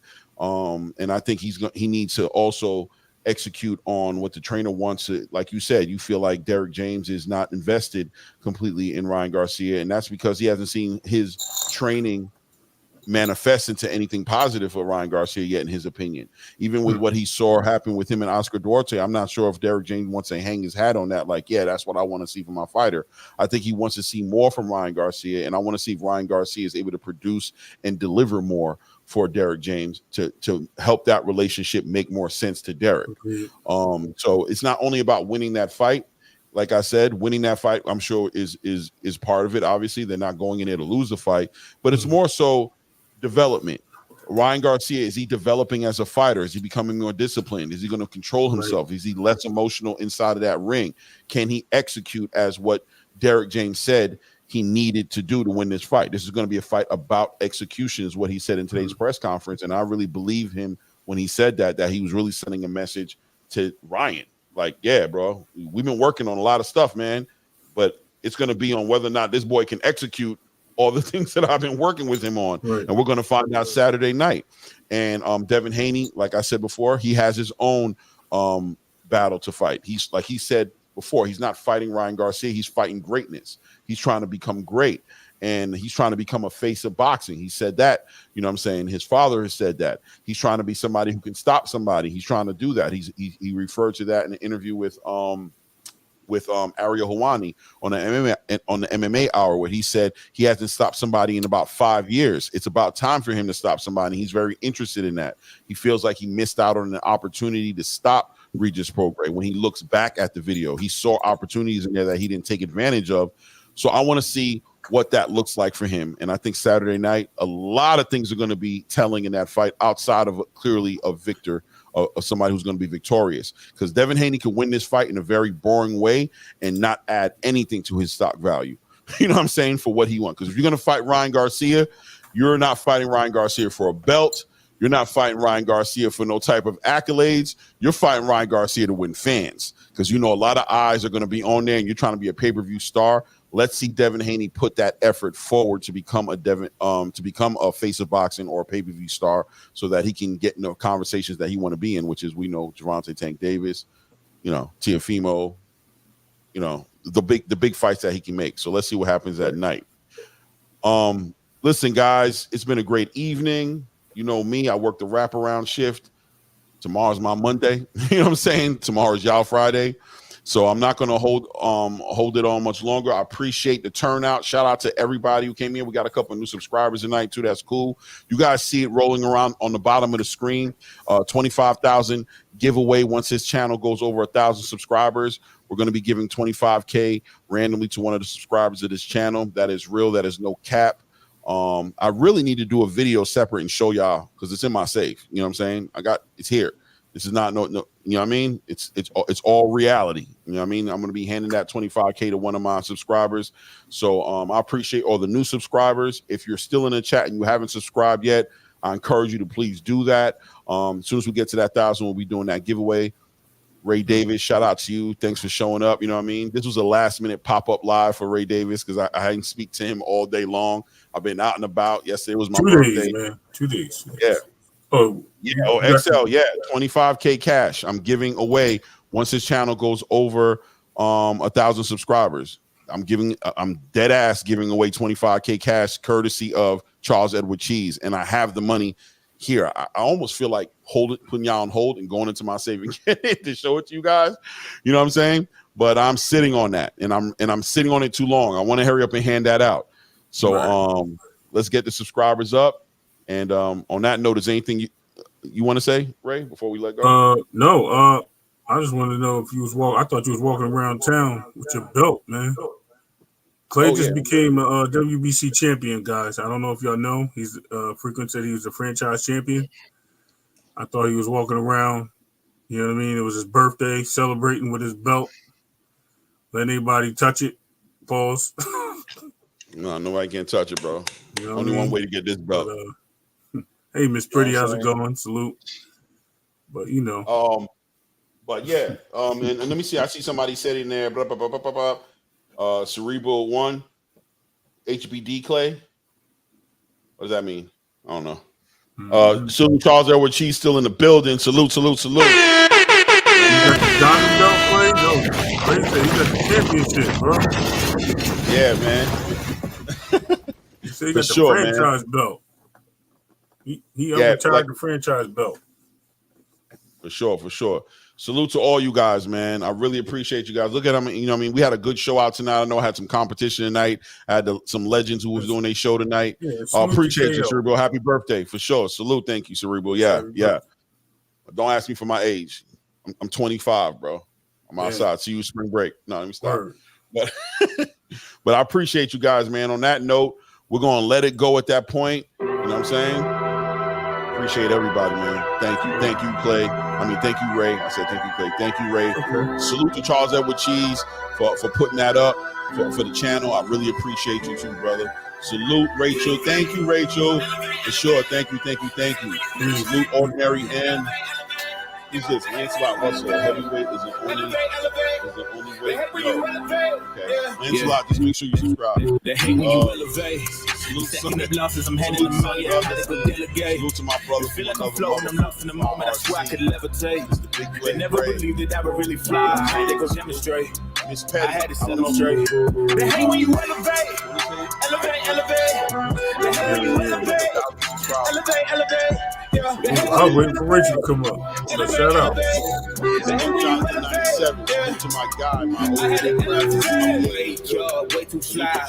Yeah, I'm feeling myself. Ain't no chance of coming down. No, gotta so view myself. Why would I give it up? Why do they wanna come take my place? I work too hard for it. Don't need a replacement. This my vocation. Now I got rollies all in rotation. Hop on the jet just to take a vacation. Remember the moments was trapped in the basement. Now the hard work is all taking me places. Starting all bad like we trapped in the matrix. Bet on myself and go ball out in Vegas. Living a life like I'm rich and I'm famous. Don't see the grind that I know that it came with. I ain't make it this far for myself, I had to prove to everybody else, I had to set them straight, I had to ball, so I had to renovate, I know. They hate when you elevate, the second of losses, I'm handing them out, I had to go delegate. It feel like I'm floating, I'm lost in the moment, I swear I could levitate. They never believed that I would really fly, I had to go demonstrate, I had to set them straight.